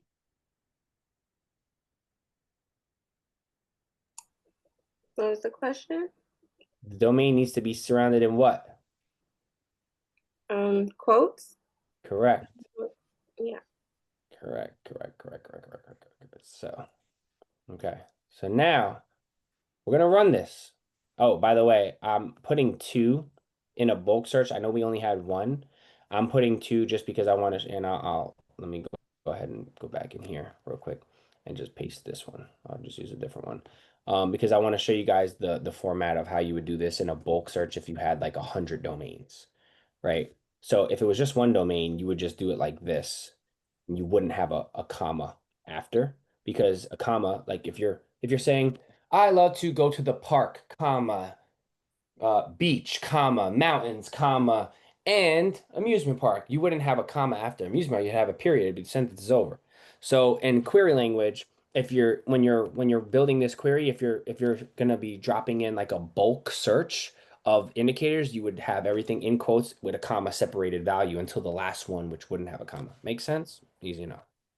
So that's why I'm doing it this way. So I'm gonna go ahead and paste that, quotes, and then no comma afterwards. Okay, you can see that. Now I'm gonna run this, and how long of a time frame do we run this search for when we're sweeping our environment? By default, it's 15 minutes, but what is our procedure?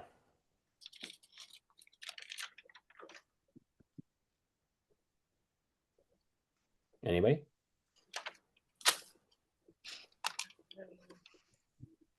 I'm drawing blank. 30 days, 30 days, 30 days. So we're gonna go back 30 days, and it's not gonna work.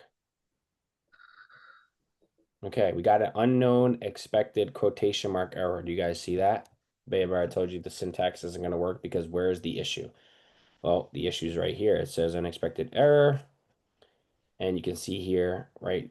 Boom. Now, if this was extremely long of a query, like it'd be maybe hard. You'd have to be like, maybe it would say what line it's on. I don't know if it does that. Does it say what line it's on?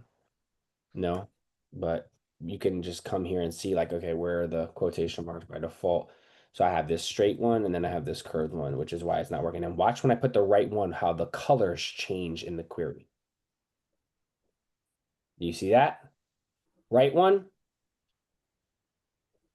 wrong one. Everything's red. Watch this. Watch how everything changes in the 4th line. Right one.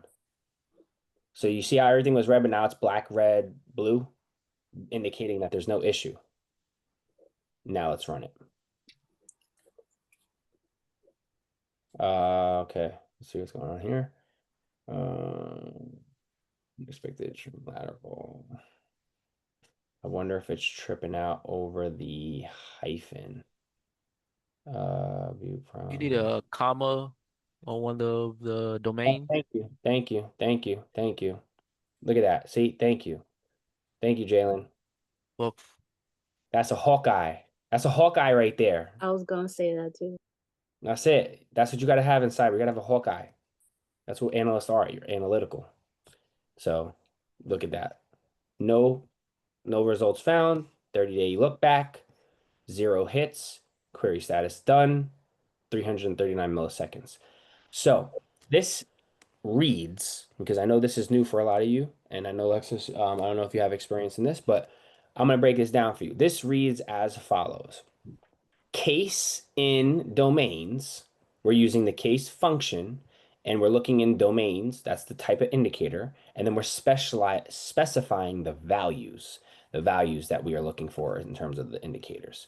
So function, which is case in indicators, so in this case, indicators, we're looking at domains specifically, and then we specify the values of the domains in the list, and then we close the function. And what it's saying is, in this case, we're looking for domains, these particular domains specifically, and if and when there's a result, we want to pipe it, which is the symbol, meaning we want to return a table, and we want to see the customer ID, agent ID, event simple name, and computer name.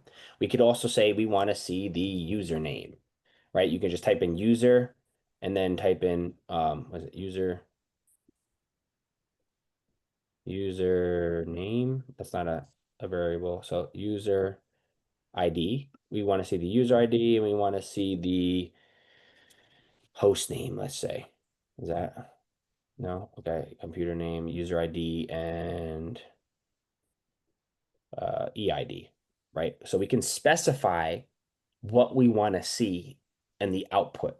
Now, in this case, we're just leaving at this. So this reads, one more time, the case function. So we're using the case function looking for what? A domain indicator specifically. We're specifying the values in this list, this bulk search, and we are piping into a table in the event that there is a output or a hit or a match, and we're specifying what parameters we want to see. Does that make sense to everybody? Okay. And so there were no hits. Great. So now we have to repeat that process for the IP, 2 IPs. So we're going to repeat that process one more time. So let's do that. Let's do that. Let's do that. I can change this so you guys can just copy and paste it, but I think it was good for lessons learned for you guys to see the difference in quotes and make that change yourself so you are aware of it. All right, now we're going to specify the IPs. Go back here. I think it was I didn't have it written down, so apologies. I got a back button a little bit. Okay, so let's do this one.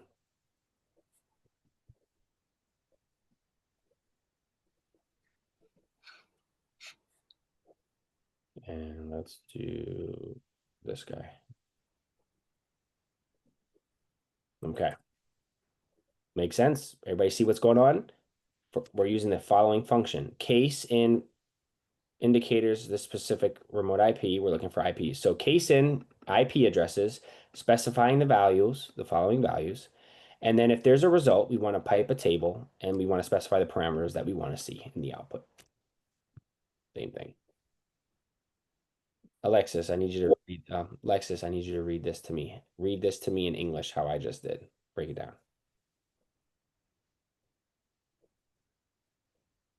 I mean, I don't know how to reword it. Just like I did. Don't reword it. I don't want you to reword it. I just want to repeat what I just said. Okay, so case in, you're just saying for me to just read it. Read it off of that. That's it. Okay, case in remote address IP. Values, then you state which IP addresses you're what was it? Looking for. Looking for, and then close that out, and then table, and then you put what you want that to identify in that table, those different Correct. parameters. Yep. Yep, exactly. So we're using the case function, looking for an IP address. We're specifying the values in a bulk search. And then if and when there is a hit, we're piping the results. That's what the pipe symbol does. It's called a pipe symbol. We're piping the results in a table. And we're saying we want to see the CID, AID, event simple name, and computer name in the output. Make sense? It's gonna get easier. Just So now, first are time. these the common ones that you would put in your report? Exactly. Yeah, we would want to look for whatever indicators there are. So in this case, we looked at IPs, we looked at domains, and we looked at hashes. I'm saying, I guess, in the table where you put the CID, the AID, like That's just those are specific parameters. Those are just specific parameters that we want to see in the table if there's a hit that means something to us. Like for example, the customer ID, the agent ID, the simple name, the event simple name, the computer name, which obviously like you would want to know like this what hosts have communicated with these IPs if they are found in our environment, right? You'd want to know what hosts so that we can go ahead and contain those hosts and make sure that there's no imminent threat. Okay. Right. So, but you specify whatever if you want to see the user ID associated with that, which is like, let's say, not just the host name or computer name, but the user who was logged into that computer during the time where there was a connection to this IP, right? You can then do that as well, add more parameters that you want to see. Okay. Mm-hmm. Thank you. Welcome. So, all right. In summary, so what did we do? We built a threat actor profile. We identified indicators of compromise. We validated the reputation of those indicators of compromise. We performed a CQL sweep of our own environment to ensure that there was no active or imminent threat or IOCs present. Now, what do? Dynasty. We got to make a recommendation. Not yet. What do we do before that? Hmm. I'm jacking the mic. I feel like I'm like I'm jacking it. I don't know. I have step 5. It says after confirmation, go to make a recommendation to block Before you make the recommendation, though, we need to check and see because you can't make the recommendation. You're right. I'm kind of just being you're right. I'm trying to be I'm being extremely like picky just Okay. because. But before you make a recommendation, which is what is the recommendation we would make in this case? What recommendation are Block we? the IP, What was that? I heard it. What was that? block the IP. Okay, so we're essentially the recommendation is the recommendation is to block these indicators, not just the IPs, right? All of them. Right. That's the recommendations we're going to make. Before you make the recommendation to block something, what do you want to check?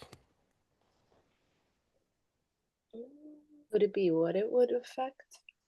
No, well, remember that again, you're thinking along the right lines. We already confirmed the reputation. These are bad, so not necessarily it's going to affect anything because it's not like we're blocking something legitimate. But so you're thinking along the right lines. But what do we need to check beforehand, Jalen, before we implement the recommendations to block something? What do we need to check? We need to check the IOC management section. That's where we're going. But what are we looking? All right. So I'm gonna. Are we looking to see if somebody already, like, I guess, made a recommendation? Correct. We want to see if it's blocked array. If it's blocked array, we don't really have anything to do. Okay. All right. So where do we go now, Dynasty? Step 5. Where do we go now to check if it's blocked and to make a recommendation? Where do we go?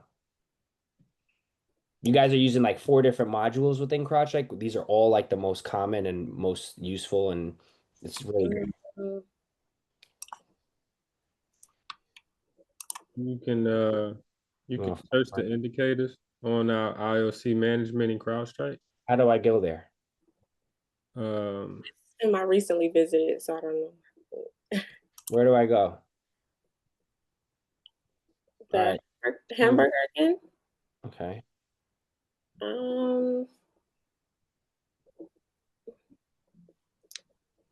Let's see. Where do I go, Jalen? When he starts smiling, I know he. When I ask him a question, he starts Go smiling. to investigate. Is it investigate? No, Endpoint security. thank you. Okay. Okay, now what?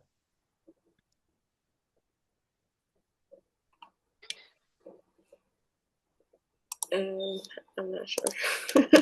Somebody just said it. We Scroll. know where we go. We got where we Scroll go. all the way down. Oh yeah, the IOC Yeah, I see it management. now. It's all the way down there at the bottom. Oh, that's where we go. Okay, got it. That's where we go. The collective. It's all good. I'm just saying. I'm gonna stop. Next week I'm not sharing my screen. I'm gonna let y'all share y'all screen and drive. I mean, you guys are driving. You're telling me what to do. I'm not. You're doing it. So, all right. So now, basically, last step is to make a recommendation. Once we validated the reputation, confirmed it was not in our environment, now we want to make a recommendation to block this stuff to harden our environment, right? This is where real impact comes into play. Now, before we do that, we want to check if it's already blocked. What you're looking at right now is a list of blocked indicators or detect. So like, for example, we have 68 items in here right now. You can see indicator and the action right here.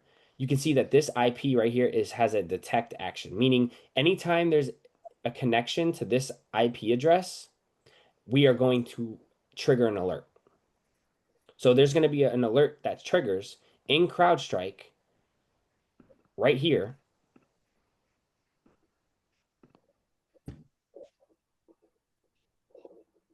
Right here, detections, where it says detect, right? So within CrowdStrike, anytime within here, if we see activity to this IP address, there is going to be a detection that throws. It says detect only. And that's where it's going to show. It's going to show right here. It's going to be in that list. And then boom, let's say it's going to be right here. Detection. Here we go. Right? And then we would click on it and see full detection. And now we would work it accordingly. Right? Now we can see what happened, what is triggering on, right? So that's what this is saying. That's what's happening. It doesn't mean it's going to be blocked. It just means it's going to detect. Now you can see here, if this hash value is seen, the action is to block it. So if it's seen on any of the hosts, you can see it, the host group, it's blocked on all hosts. So if this hash is blocked, if the action is blocked, meaning if it's seen in our environment, it's going to be blocked. That's the action we set forth, which is why this is so important. So first things first, let's go to the IP address. And what are we going to do, Dynasty? We're going to search. Yep. We got to search. So I paste it and hit apply. If we see it, we should see like it pop up. We should see an action and telling us that it's already been addressed. But in this case, it hasn't. Okay. Now, what I want to do for the sake of time is I just want to block the one hash that was real that triggered the 44 different this one. This is the actual one I want to block right now. We'll just do one. We're not gonna do all of them just because I want to get to the end of this. So I'm gonna go ahead and throw this one in here real quick. So before we make the recommendation, we just want to check. This is like a sub step.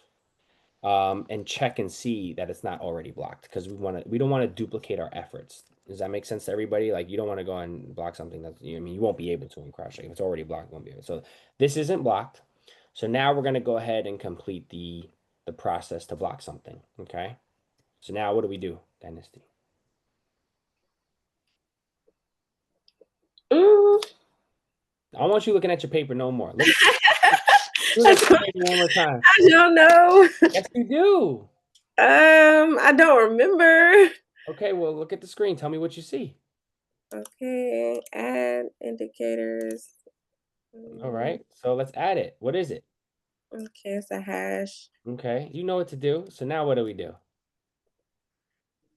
Now we do we screenshot our files? Do we put that in there or No, no? what we're gonna do right now is we're gonna just manually add it. So I Okay. put my hash there. Now the description, we're gonna get back to in a second, but the file name, this is optional. I like doing this best practice because it gives you more context. If I was like, all right, yeah, we blocked this hash ending in 560, what the fuck is that? Nobody knows what that is, right? So we got to make sure that we have some reference. Oh, this is affiliated with BSGWK executable. What's that? So what do we got to do? We got to put the file name, and then what is this? Well, let's go into Google real quick and just, okay, cool, boom. Oh, that's what it is. Okay, actually, what is, I saw something before, the way it broke it down before. Okay.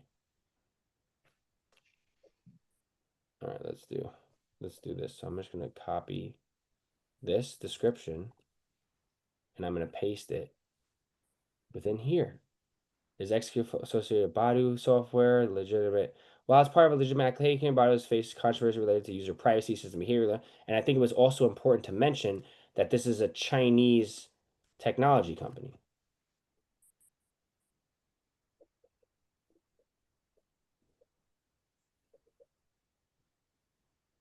All right, I think that's relevant, right? Now we have a description, we have a file name associated with this. The platform, we want to block it on all operating systems. And we want to block it right here. We want to add the action block. See how before it was detect only on some of those IPs? We want to make sure it's blocked. So if it triggers, if we're seen in our environment, it's going to be blocked and trigger in a detection. So it's going to detect it in an alert and be blocked. Now the severity, we'll keep it high.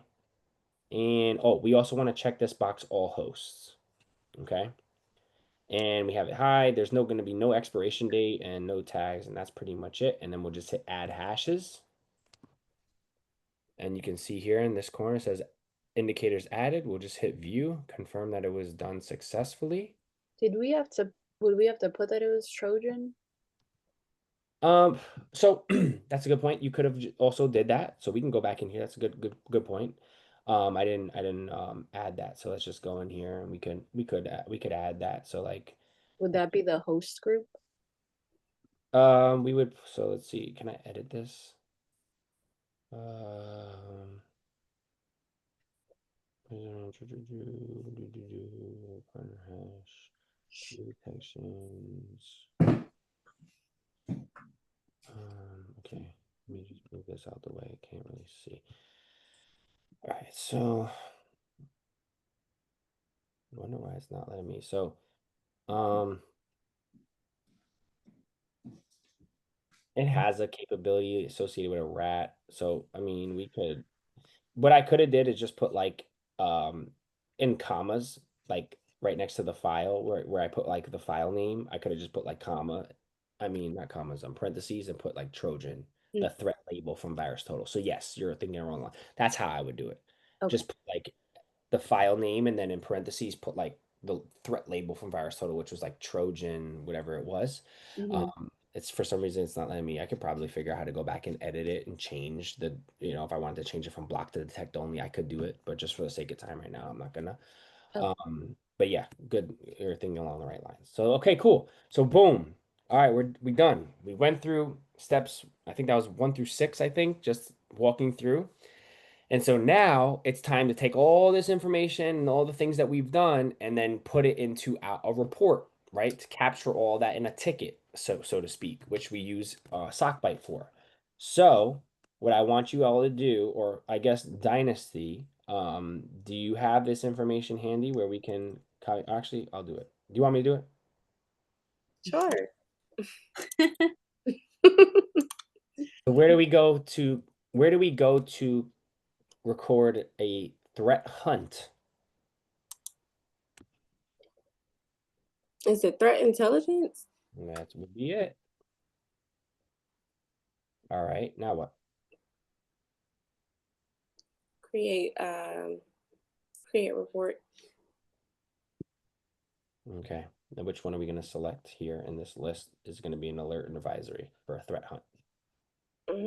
Alert. Mm-hmm. Okay. All right. So we'll call it threat hunt. Pipe. I like doing it like that. And then what's the name of this one? Chatty spider. Mhm. The subtitle, I typically like to put the oh, did I lose it? Okay, no problem. No problem. So the subtype is going to be the origin and the motivation. So just do this.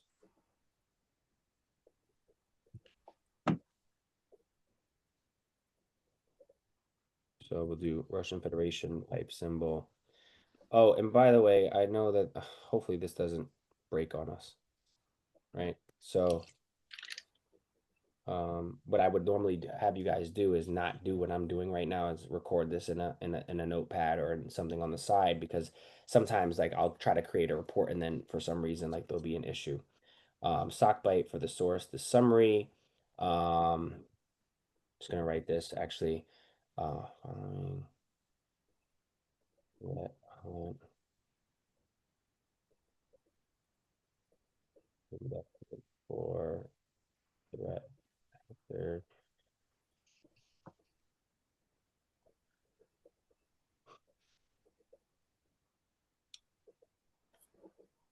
So for the source, it wouldn't be CrowdStrike. It would. Great question. I like how you're paying attention. Um,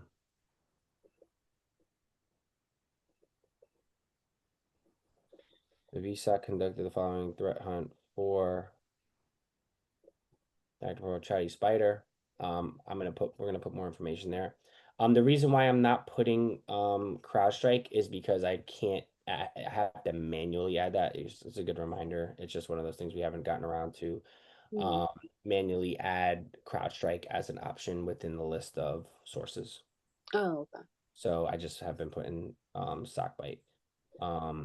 So no worries. So, Hit the wrong button. What was that? I was gonna say, quick question. After we make the recommendation, that's when we start writing the summary and Sockbite. Correct. Yep. And Okay. and like I said, capture this in like a OneNote. Don't do what I'm doing right now, because I'm rushing through. Like this is not what it's gonna be like. We're gonna, you guys know we're gonna run through the dispositional, the steps that we took.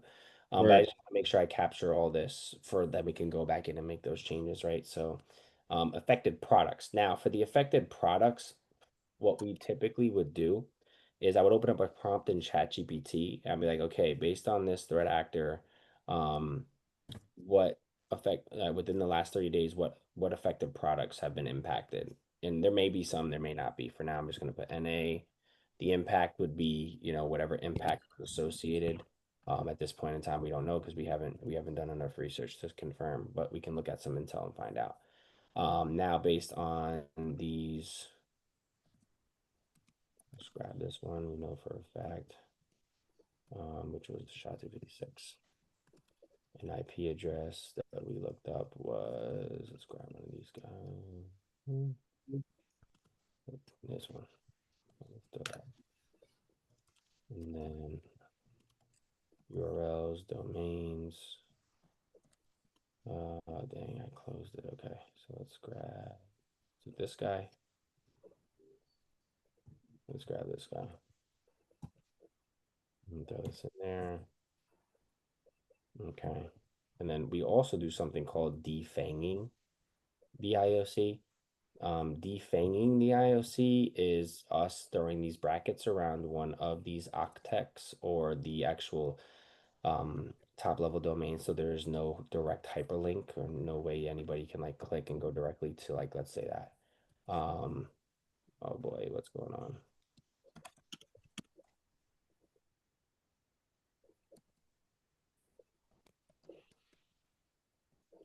The following, VSOC recommends taking the following actions effective immediately.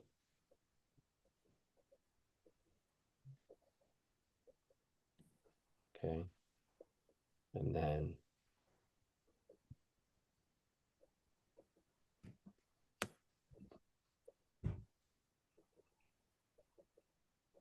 I'm taking the following action.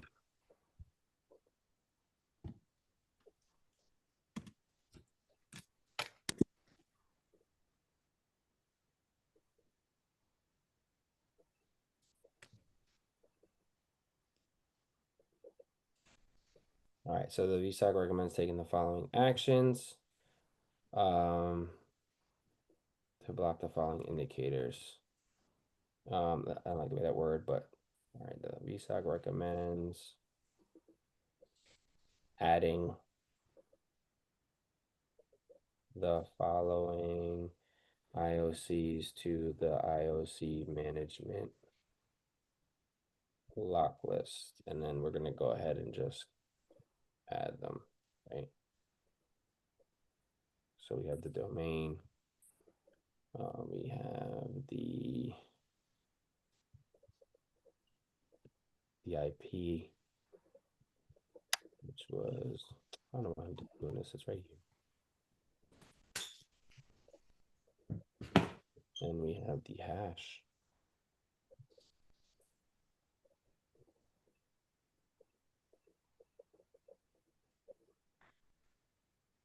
And you can see here, like a lot of times, if you're going to put multiple, you separate them with a comma separated value. Just FYI. Go ahead and do this. Like,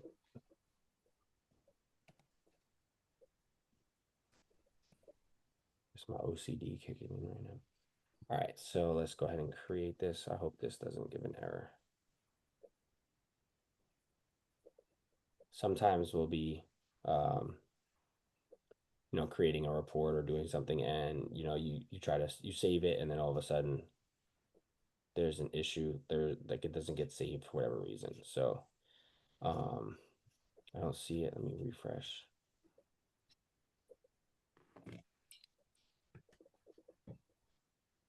Sometimes it should be right off. What am I? Did it go to the top or the bottom? It's gonna be on the next page. No, I think I'm on the next page. Okay, thank God. All right. All right, so home. So here we are.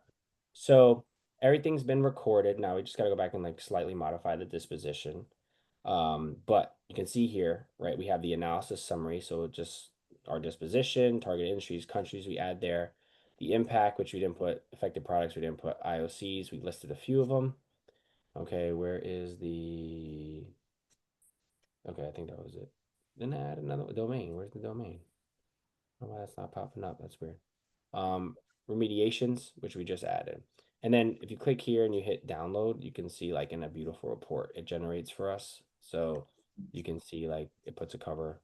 It adds like just some nice formatting, and you can download that as PDF. Now to go back, should be able to come in here and edit. Do you want to walk us through Dynasty, or does anyone? I don't want to spoon feed you guys any more than I did, but now we have to actually build out like the disposition. So what did we do? We kind of just backtrack what we did, right? VSOC conducted the following threat hunt for threat actor, Chatty Spider. Now what? And I encourage everyone to use AI, like writing things, report, right? But you want to be able to do this yourself and then use AI to improve and enhance what you're writing. So if you're smart right now, you'd be going back to last week's report, actually, and referencing what we did. So we have Chatty Spider. Well, last week we did one on, close it out, but we did one on Plump. Was it the win RAR executable? No. The threat hunt we did last week was on Plump. Oh Yeah. no, it was the something spider. Mm-hmm. Yeah. I don't think it's saved. Oh Did no, it? it's in here. When we did it?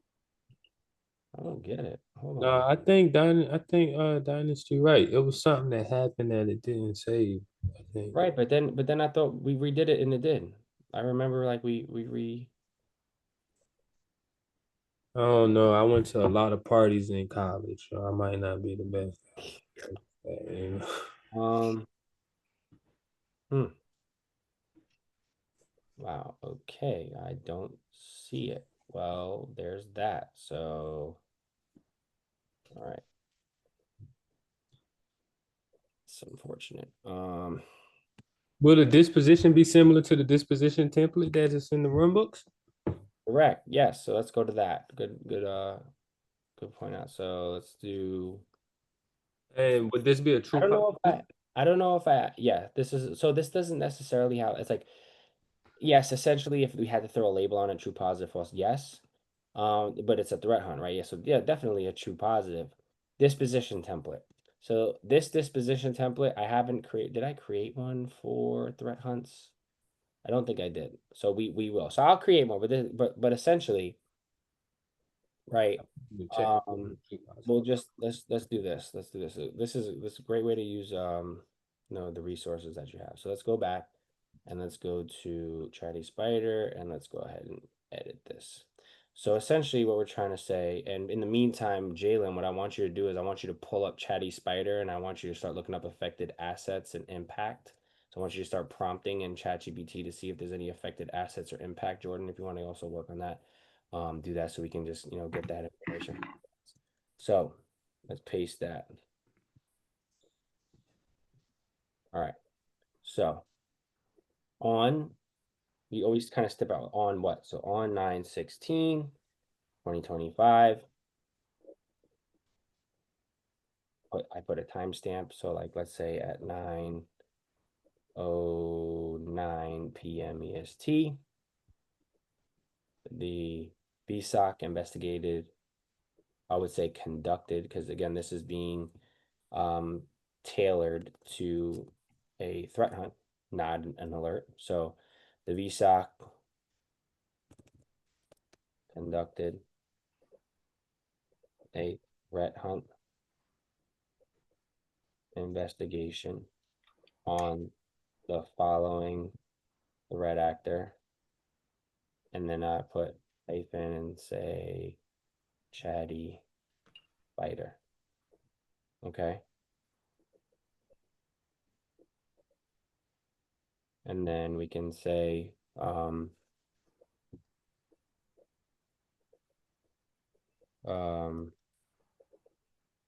space here. Okay, cool. Let me get rid of this. All right, so on 9/16/2025 at 9:09 p.m. Eastern, the VSOC conducted a threat hunt investigation on the following threat actor, Chatty Spider. Now we can say, well, let me pause here. So, what I want you guys to be thinking about when you go through these certain, like if you read here, initial review of the offense and the events associated with the revealed indicators of potential malicious behavior, including blah blah blah. So I'm basically just taking the information that's given to us and regurgitating it. And so, what do we, so we conducted this threat hunt. So,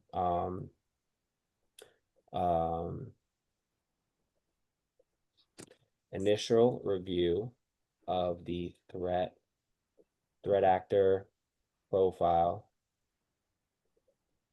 in CS in CrowdStrike's counter adversary operations revealed the following threat actor is a Russian-based criminally motivated Russian-based criminally motivated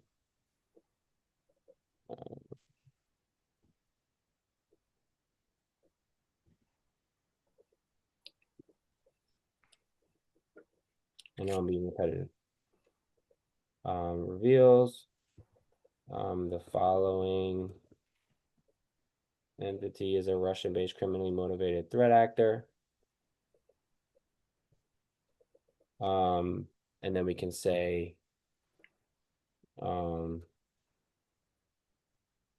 targeting a large amount. And again, I'm being vague because I'm gonna throw this in ChatGPT and it's gonna spit it out perfectly for me. But then I'm also gonna I'm specifying the industries and countries. So I'm not saying a large amount of the countries, a large amount of industries. Like I'm specifying which exact industries and which exact countries in the report. Right? You never want to be vague. I'm just trying to get a baseline right on my disposition goal and prove it.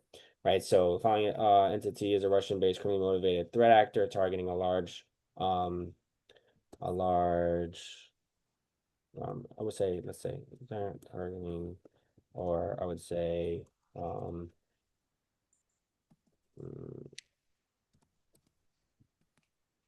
Could we just put the target industries there? first seen is inactive. No, but good suggestion just because we have them here, so I don't want to go and list them all out, right? Okay. So the following entity is an active Russian-based criminally motivated threat actor first seen in, I think it was September. What was it? September 2022. Let's go back. Let's go back. And 2025. It was February 2022. February 2022. So first seen in Yeah. February 2022. All right. Further analysis and investigation revealed. What did it reveal? It revealed see, oh, this is another thing we want to capture in our report, right underneath the targeted countries. We want to throw in targeted community identifiers, which are what? What are community identifiers? Aliases. Correct. So February 20th, further analysis investigation revealed revealed Chatty Spider revealed, I would say just revealed 217 17. IOCs associated with Chatty Spider.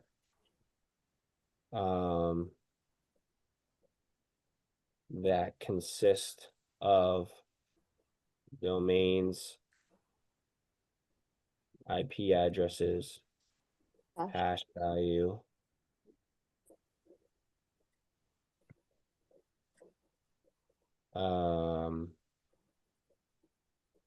what else? Domains, hash values. I'm gonna also put SHA-256/MD5. And what else? Was SHA is domains, IPs, hash values. And what was the other one? Is there a URL? URL. Was it a URL? I don't think there were any URLs or IP emails in this one, right? Right. No, it wasn't. And hash values. So boom, Chatty Spire that can consisting of, I would say, consisting of or made up of, right, of the following, right? Boom.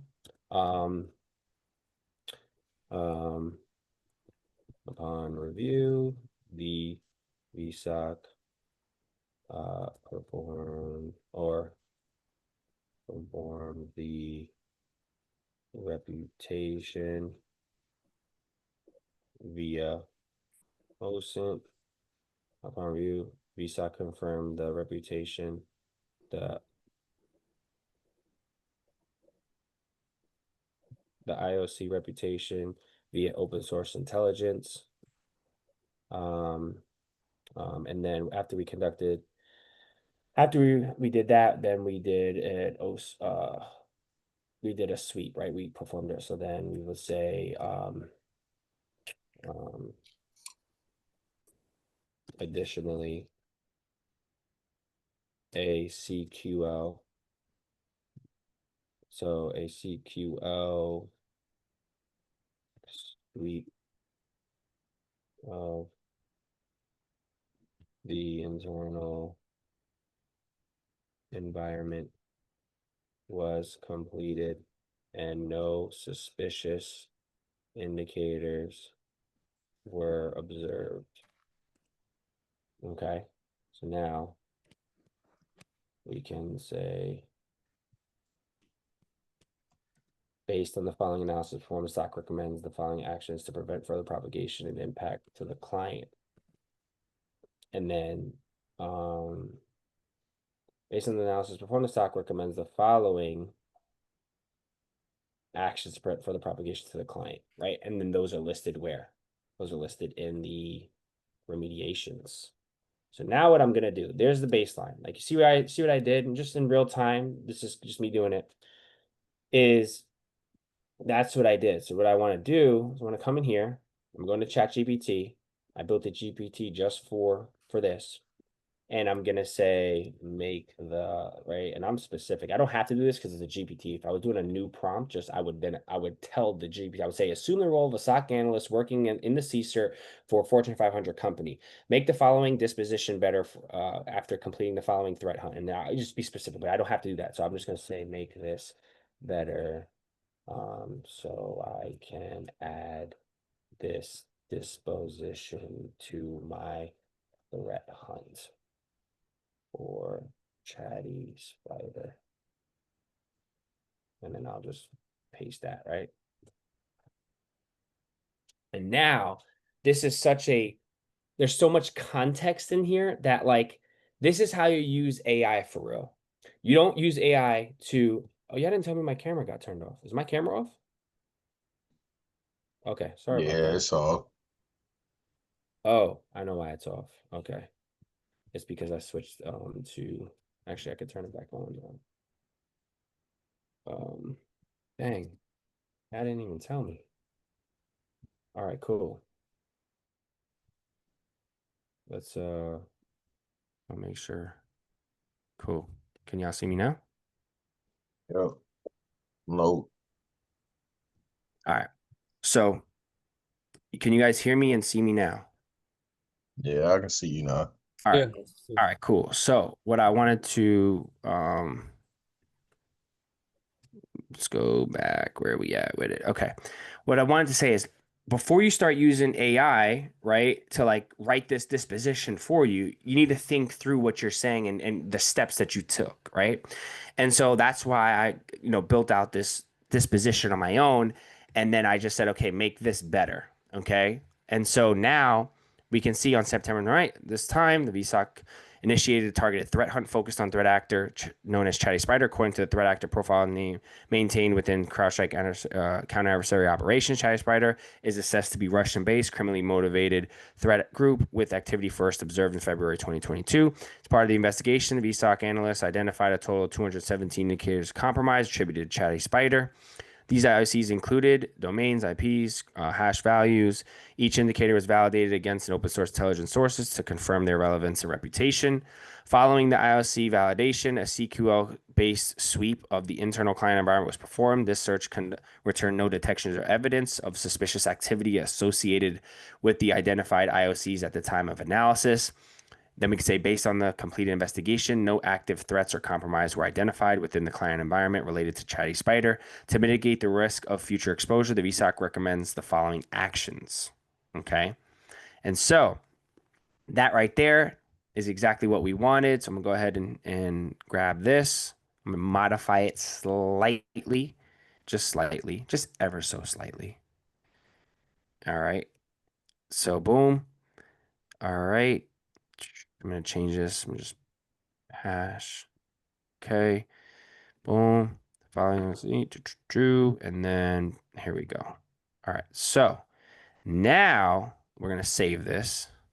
And Jalen hopefully has some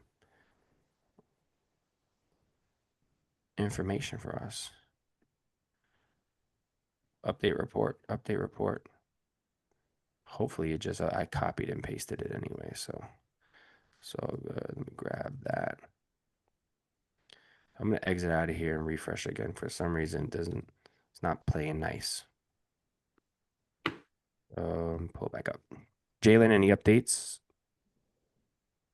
Well, I searched it on ChatGPT and it said, well, I couldn't find no specific like products directly to Okay. Chatty Spider, but it gave me some idea of affected products.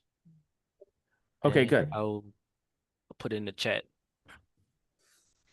All right, cool. So I'm not getting, for some reason, I'm having an issue updating my case. So again, this is like a bug we need to report to the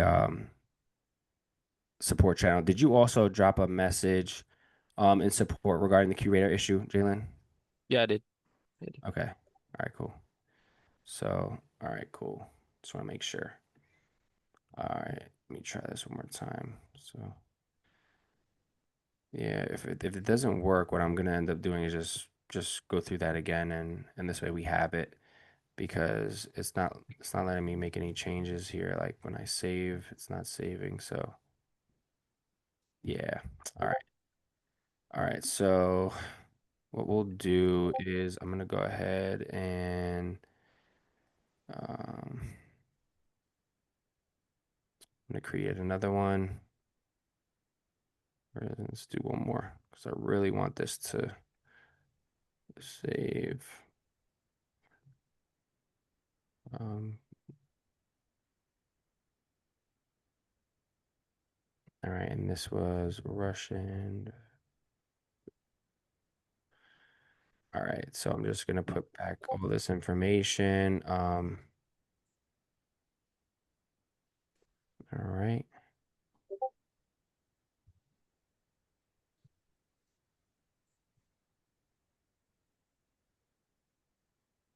Cool.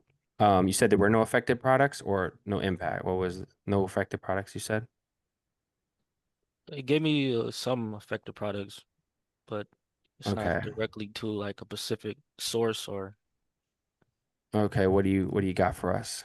I put it in the chat. Oh, Call you did. centers, help desks.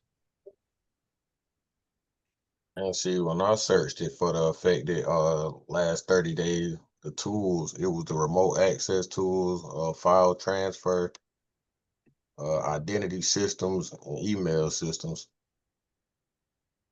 Okay, and this was for the impact, Jalen. I'm getting right back. Affected products might be affected. Oh, this is affected products. Yep. Okay. And just tell the team how you got to that again, just in case, because I want to make sure that they know. What did you do to get this So I information? went on ChatGPT and put in Chatty Spider, and then I said, give me some recent affected products. Or yeah, Okay. that's it. Okay. Awesome. Awesome. Okay, cool. All right. So, and I'm just gonna hopefully this saves for us. Just want to make sure we get all this information. And while TJ do that, I dropped a link in the chat. For anybody that's using a laptop that may not have an extra screen, I just got this screen extender. Super clutch. Not even gonna hold you. Portable, not bulky. USB-C, hook it up. And it's already preset on the back to where you can actually do 3 monitors if you want, or have 3 monitors if you want to. That's including your laptop. So Mm. thought I would share. I only did one side, and it's priced fairly good, very reasonable, $90. And it's just plug and play. So Right. yeah, very clutch. Because we was using a lot of apps. So I was like, man, you know what? I need a little extra. So I dropped that in the chat for y'all. Appreciate that. Yeah, that's dope. Um, okay. Appreciate that. Impact, was there any impact, guys? Any impact? So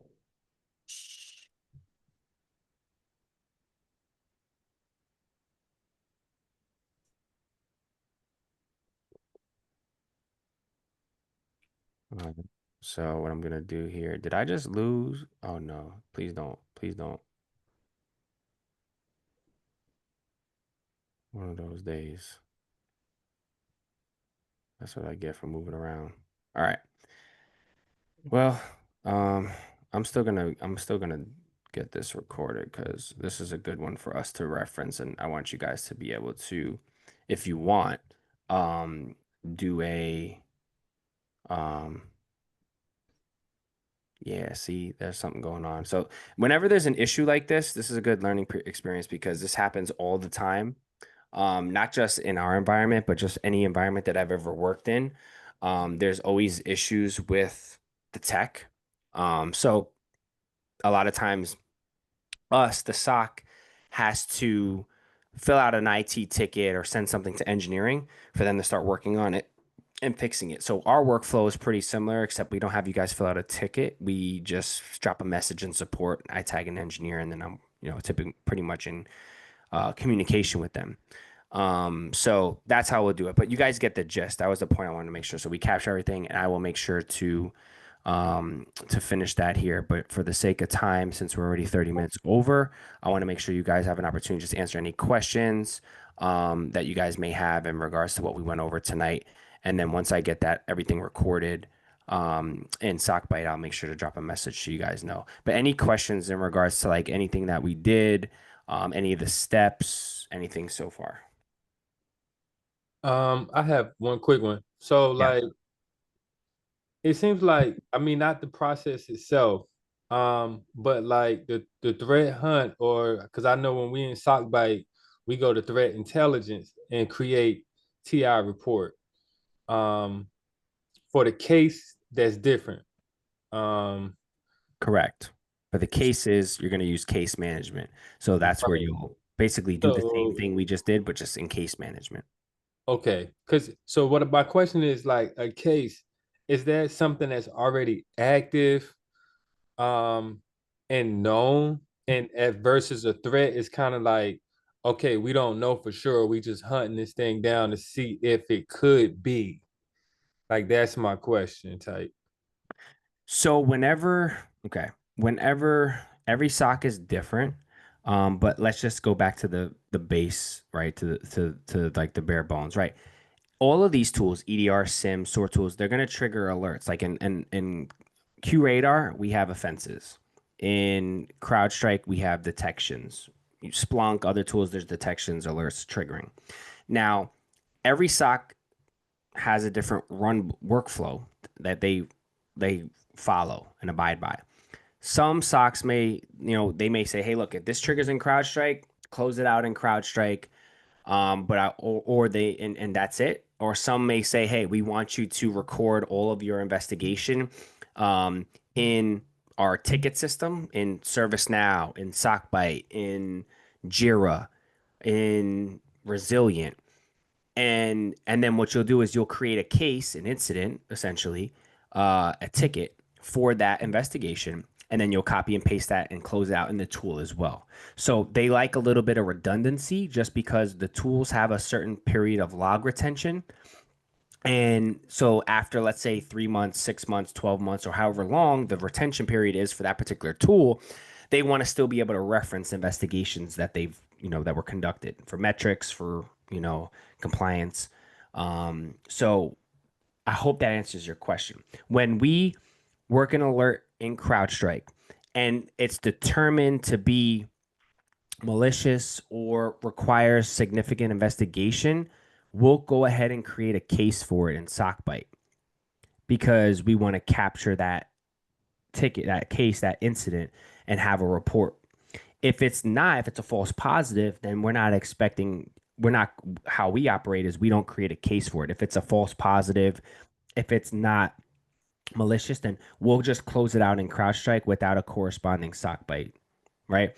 And I believe all of the QRadar offenses should be they're being fed into Sockbite, and I believe also the CrowdStrike detections are being fed into Sockbite. So those come in automatically. So if we go to like offense management, you'll see here, you can see like this is all getting fed. So this is like, for example, that's getting fed from QRadar. This is coming in from QRadar, right? Um, Desktop right here. This is coming in from, I want to say, CrowdStrike. Yeah, Falcon Host Link. So the tools are set up in such a way that Sockbite is ingesting data from our SIM and our EDR. And then, so essentially, you could be working just out of Sockbite and work the alerts in CrowdStrike and QRadar. But to answer your question, every SOC is different, so the expectations will be slightly different. How I view it, how we operate, If it's not a true positive, if it's a false positive or something that is just benign, I'm not going to have you guys go and create a case for it. If it's already created because it's of the log ingestion, if it's already like essentially this is an offense, we can then escalate this into a case, right? So which would be like something in here where we actually like opened up a case and did a significant amount of investigation for. Does that make sense, Jay? Right. So the case will be of higher priority. Correct. A case is a more thorough investigation. A case is an incident. Okay. Yeah, that's a good question. Any other questions from the field on anything we went over? Nothing on what we went over. As far as my resume, how do I don't even know how to attach that. We'll reach out. You can reach out to me offline on like Slack me directly, and then I'll tell with you exactly how to share that. Because I'm gonna go through it personally. So Okay. just message me once you're ready for me to review it. But essentially, what you're gonna do is you're going to hyperlink. Can you hear me? Yeah. Yeah. Um, Essentially, what you're gonna do is you're gonna hyperlink your resume to the turnover doc and enable sharing permissions so I can edit it. And that's how I'd like for you to share it. But I'll, reach out to me in Slack and I'll tell you exactly, walk you through that. So there's no issues there. What I want everyone to do real quick before they log off is I want everyone to drop their URL. So Jalen, Jordan, Lexus, I want you all to drop your LinkedIn profiles directly. Make sure everyone is connected with everyone. And I want you guys to endorse one another. So everybody should spend a couple extra minutes tonight endorsing one another.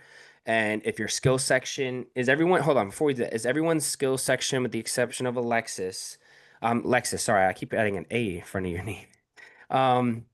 Is everyone's skill section up to speed? Yes. Because if not, then I wouldn't want you guys to, I'm saying I want to make sure everybody is you guys should all have at least Yeah, I got six. mine updated too, by the way. Okay. So you guys should have at least 6 endorsements from us alone, right? And then what you do is you can just gradually reach out to folks and be like, hey, would you mind endorsing me for this skill? Or just go out of your way and endorse them and then on the other side. Yeah, that's what I've been doing because I think I got everybody in there except for Lexus, which I'm doing now. All right, make sure you're connected. So I see I'm not connected with you, Lexus. So I'm going to connect with you, and we're going to revamp your profile. I know like it's brand new, so we're going to revamp it, make it look really nice. And yeah, so hold off on Lexus's profile because we have a lot of work to do there before.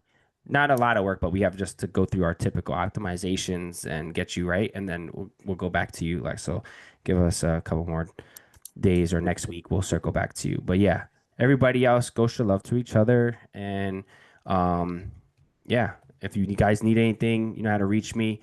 Make sure if you're still in the onboarding process, you're going through the videos. They've helped a lot. You can ask Jay. You can ask Dynasty, like those videos. Dynasty, I still want you going through those videos. So I'm going to be checking in with you too as well on that. But the videos will help. The LinkedIn and resume are crucial that you get those done as soon as possible, Alexis. So make sure that you do that because the last thing that you want is to be reaching out to people and you have a desktop support or aspiring analyst or seeking opportunities profile. You're right. You don't want to be, and I use this analogy all the time, but you don't want to have that green banner on your profile picture with, please, please, please hire me, holding out flowers. Come on, just right. Because that you don't want to be seen as someone that's begging for work. You want to be seen as someone who's an authority, and it's a power shift. It's a paradigm shift because now, right, the best talent on the market isn't looking for work. Right. Let's be real. The best talent is not outside reaching out to recruiters. The best talent is busy, got their head down, is on a podcast, on a panel at this conference, right? The leaders in our space or that's what they're doing. So you want to become off as an authority in your space and your branding has to be A1. Your content has to be one. What do I say about comments all the time? What do I say about comments? Just something as simple as a comment. What do I say it? What's the phrase? Anybody? I You just told said me this. that it was like marketing Yeah, I said comments are content. content. That's what I Comments said. I was are double muted. content.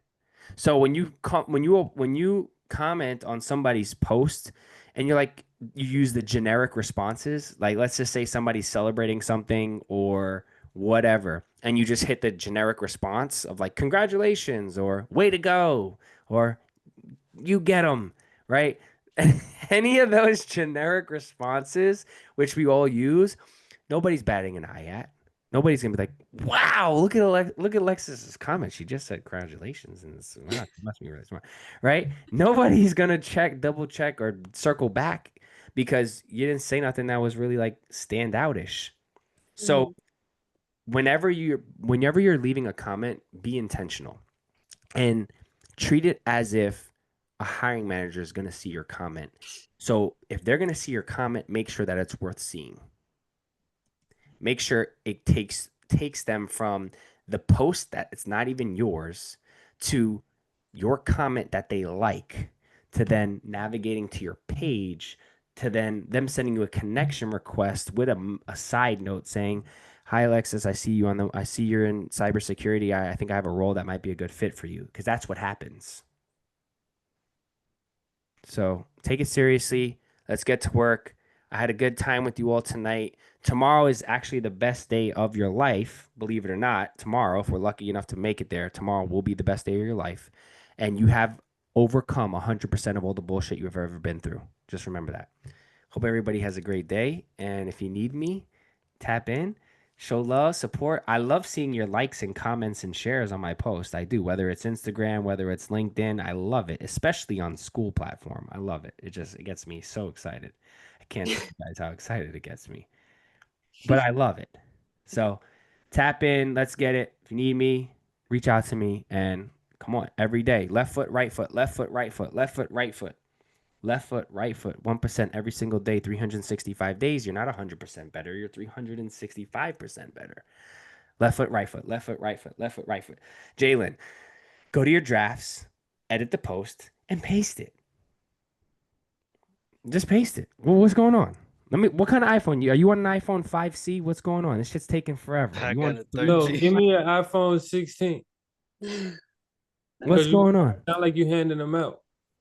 Nah, That's not my me. question. Just What's send going on? Jalen, what's happening? I don't know, man. No. Nah. Hell no. Hell no. No, what's going on? Where is it in the drafts or you didn't start I it? mean, here, I'm about to show you. It's about to show me. He the said Kobe something to quote. me today I too, didn't edit. Jalen. Rest at the end, not in the middle, baby. Come on, yo, tell him, Jay. Y'all know though, I'm not really a social media person, bro. So just opening up, I guess, and talking on social media is Man, it's crazy. this Listen, you thing gotta called have a Facebook brand, my social guy. media pages, though. Like it ain't You even. gotta have Yeah, that's facts. you gotta have a brand, bro. You like it's not even about being it's not even social media, it's branding, right? Right. And you're not gonna go door to door, right? So you're not on that Definitely guerrilla not. marketing. You have to have a brand. You in 2025, you have to have a brand. You have to be selling something, and it has to be your brand, and that has to revolve around you and your ecosystem, Right. and you being the main point, focal point, you know, uh, floor general, right? Everyone needs to be the Right. point guard. Everybody needs to be there. Right? You guys are leveraging Cythority. We're a family. We're a unit. You guys are leveraging this experience and giving you that boost. And my goal is for you guys to stand up on your own legs and be your own authority, which is what we are. We're all authorities. We're all cyber authorities. That's where it comes from. And I want you guys to be the center of your universe and ecosystem. You guys are all that guy and that woman in your own right, in your own universe and ecosystem. So speak to your mama, your auntie, your cousin, your cousin's third removed cousin, nephews, cousins, brothers, dogs, parakeet, if that's all you got to talk to. Talk to the parakeet. Tell them about the latest that's happening in cyberspace. Like for real, for real. Like if you have a hamster, take your hamster out the cage, start talking to them about how for CrowdStrike NPM packages just got leaked. Like if you don't have a hamster, then you know what I'm saying, go to the pet store for a couple of minutes and go you know what I'm saying, go play with the goldfish. Like do something, educate somebody on cybersecurity, and then just hit the record button and just capture that. And then just share the reports that we're writing once they're working in Sockbite after I get off this call. And do these things, do these repetitions enough, and you'll see the compound effect. You'll see how things start to change for you, because what the work you're doing is great. It's identical to what's needed out there, but nobody knows you exist yet. And if someone was to know you exist, if you were to get a referral or a lob, someone was to throw you a lob, you don't want the recruiter landing on your page, on your sales page, which is LinkedIn, and then going to your YouTube and seeing no videos, and then going to your activity and not seeing any posts. Or just going to your LinkedIn and seeing the GPT prompt, because everybody now, they do with everybody's posting like a long ass GPT prompt on. Did you know that the NIST framework can be utilized to increase cybersecurity hardening and reading? Like, nobody's reading that shit, bro. Like, nobody got time for that. Nobody is reading all that. I'm sorry, not sorry. But for real, if you want to increase your visibility and if you want to increase engagement, you have to be seen as an authority in this space. You have to educate your peers, and it's not that difficult. Right? You guys know what an indicator of compromise is. Go make a video on what an indicator of compromise is. These are the top 5 most relevant indicators of compromise when you're conducting a threat hunt. You can do that tonight, Lexus. Like, it's stuff like that is so easy, and you got to get uncomfortable. And in this space, the most important thing, these 3 qualities are super important. It's creativity, vulnerability, and authenticity. Those 3 things, when you I ain't can gonna lie to you, Jordan. I look at it like this too. I ain't even cut you off, TJ. Man, I don't got a lot of time left. I'm not big on social media neither. Like, I ain't really a social media person, but you got to look at it like, if somebody came up and said, I'll pay you $100,000 to knock on 10 people's door today, like, would you go knock on their door? I'm not a door knocker, but I promise you, I'm gonna be out there like, you would probably kick the door in. like, look, Don't bring your lie. ass outside. So, like, and I'm gonna be honest, like, that's my goal salary range. Like, with my background in IT plus background in management, I want to come in. I want to come in negotiating around 120, 140 if I can. Like, and it's nothing wrong with being audacious, because I know I have a mouthpiece too. But at the same time, like, look, if that's what it's gonna take, you gotta treat yourself like you already there. So Right. one of the things I really slept on was the LinkedIn part with this whole thing. And I talked to TJ on the phone one day. I was like, man, like, what's one of the like key factors that you think Justin had, and that you see people that had success with the program, aside from just the material and being in the environment? And he really stressed like the LinkedIn, and it do make sense. Like, somebody actually backing somebody saying, hey, this is what I do. So one of the things that I'm doing, I'm real big on process improvement. Dynasty kind of know a little bit too, because I've kind of shared stuff with it, but I done made a template today. I made a threat hunt template. So like, I'm making a LinkedIn template too, like just something that I could go off of to make sure I get my posts in there or streamline that process. Because I'm not trying to be here all day making posts, because I'm not getting paid for it right now. But at the end of the day, if this is what it's going to take to give me that cell phone or to get somebody on the phone to negotiate why they need to be paying me a negotiation salary to what I think I'm worth and what I feel like I'm worth, then yeah, man, knock that shit out right fast, bro. Ain't nothing to it but to do it. Rest at the end, not in the middle. Damn. Hey. Mic drop. Nah, he know me though. So yeah. Right. Mic drop. And I ain't gonna hold you. I Yeah, come from sales. Like, in every department that I came from, Wells Fargo, I had the top team in the nation. Ally, I had the top team in the nation. So steel sharpens steel. At the end of the day, you know what I'm saying? Eagles, when an eagle fly at a top height, you only gonna see, if you see another bird, it can only be another eagle. Cause ain't nobody else flying at that altitude. Yeah. That's fast. You see That's what I'm right. saying? So like, I come from the best of the best. I come from the top cloth. So like, even whatever situation that I'm in, I'm gonna figure out a way to make sure, like, like, not only do good at it, but excel at it, but try to make it better because I'm there, because we're not gonna be together the whole time. Me and you was in A+. We didn't stay in that program forever. You know what I'm saying? We're not gonna be in this forever. But while we here, let's make this shit better. Let's figure out a way to make it easier for the next group. And each one teach one, man. But honestly, like, I really slept on the LinkedIn part. and using social media as a catalyst to be able to get that type of exposure, to get those callbacks and get the phone ring. And at the end of the day, what we selling is ourselves. That's how I see it. If I'm selling, Right. I'm my own product. So the first thing to selling a product, you need leads. You don't got no leads, you don't got nothing to work. Mm-hmm. I need leads right now. So how do I get these leads? If it's gonna take some videos, let me see what kind of kickback I get on the videos. And the crazy part is like, so they give you so much analytics. Like, look at your analytics. One of the things I got is they offer me premium for 30 days. Yeah, I went ahead and got that, cancel that subscription right fast. But hey, I'm gonna You max feel out me? 30. I'm gonna max this 30 all the way to out. All right. Like, look, I'm trying to get to that 500 right fast. But in all honesty, if I can get it flowing, sometimes you got to realize like investing in yourself is the best investment. Those $70 behind me, if that $70 is gonna bring me over six figures, take the 70 four times over. Right. Take it five times over. Take it six times over. Like, yeah, it's still worth it in the end, but just finding the time and being able to utilize it. That's the winning mentality right there. You gotta look at it as an ROI. If you purchasing premium for the 30 days, let's just say if that got you, you know, on a call with a recruiter, which got you an interview, which got you an offer because you're polished, because you're prepared, right? It's worth it. And so, but all of these things matter. Like to get the job offer, it's the technical training, it's the content, being able to sell yourself, the articulation, like it's not just like you do what, just like working out. It's like you can't just go to the gym and get fit if you're eating like trash. That's why diet is such a big portion of like working out. Like you can literally just change your diet and lose tons of weight and look like you've went to the gym. So when you concatenate all of these elements, the compound effect is life changing. Justin was unemployed 5 months ago.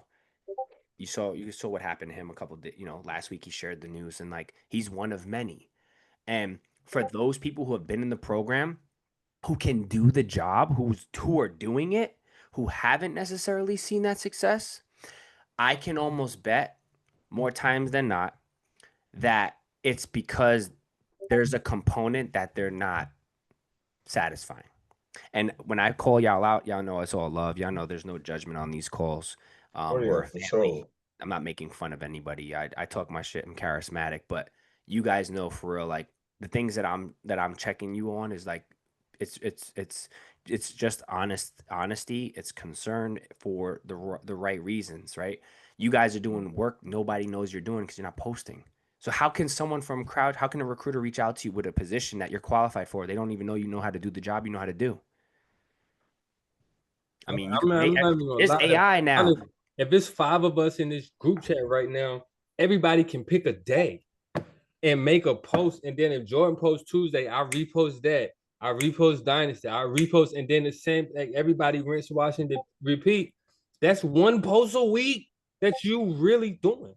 And that's easy. And then there's you repurpose content and you do Right. so many Repurpose different it. things, like repurposing your YouTube content and cutting, like there's Opus clips can cut it up into 10 viral clips. You take those, post them on LinkedIn, post them on your YouTube shorts. Just get your face in front of as many people as possible, because the more people that see your face, the more people that hear from you and your voice and what you're doing, and they hear that vulnerability, that transparency, authenticity, and your creativity, that builds your name, that builds your people know you, they like you, they trust you. So people do business who they know, like, and trust, right? People are going to give you an opportunity for a job or an interview because they know you, they like you, they trust you. A recruiter is going to have to trust that you know what you know, and you are who you say you are, because everybody has an AI generated resume, which are trash. Everybody has a nice configured LinkedIn, which is great. But the reality of the situation is you have to actively be that person, and those daily contributions add up, they compound. So I need some posts from you, Jalen. I need some posts from you, Jordan. All right, I'm gonna see the same from you, Jay. I know you're doing your thing. Lexus, you're new here, but I'm expecting you to hit the ground running, complete your onboarding. I hopefully, tonight you can see like this the real deal. What we're doing is hands on. We're in the tools. Like you know, we're not doing theory. We're doing real work. And ultimately, like what we did today in our report being able to provide recommendations, mitigations to harden an environment is a six-figure skill set in itself. Just being able to identify those IOCs and know what to do with them and make those recommendations, you're strengthening the cybersecurity hygiene and hardening an environment, which companies pays big bucks for. And just so you guys all know, that's never going away. That's never going to stop. And due to the age of information technology and revolution of artificial intelligence, cybersecurity has to have a seat at the table.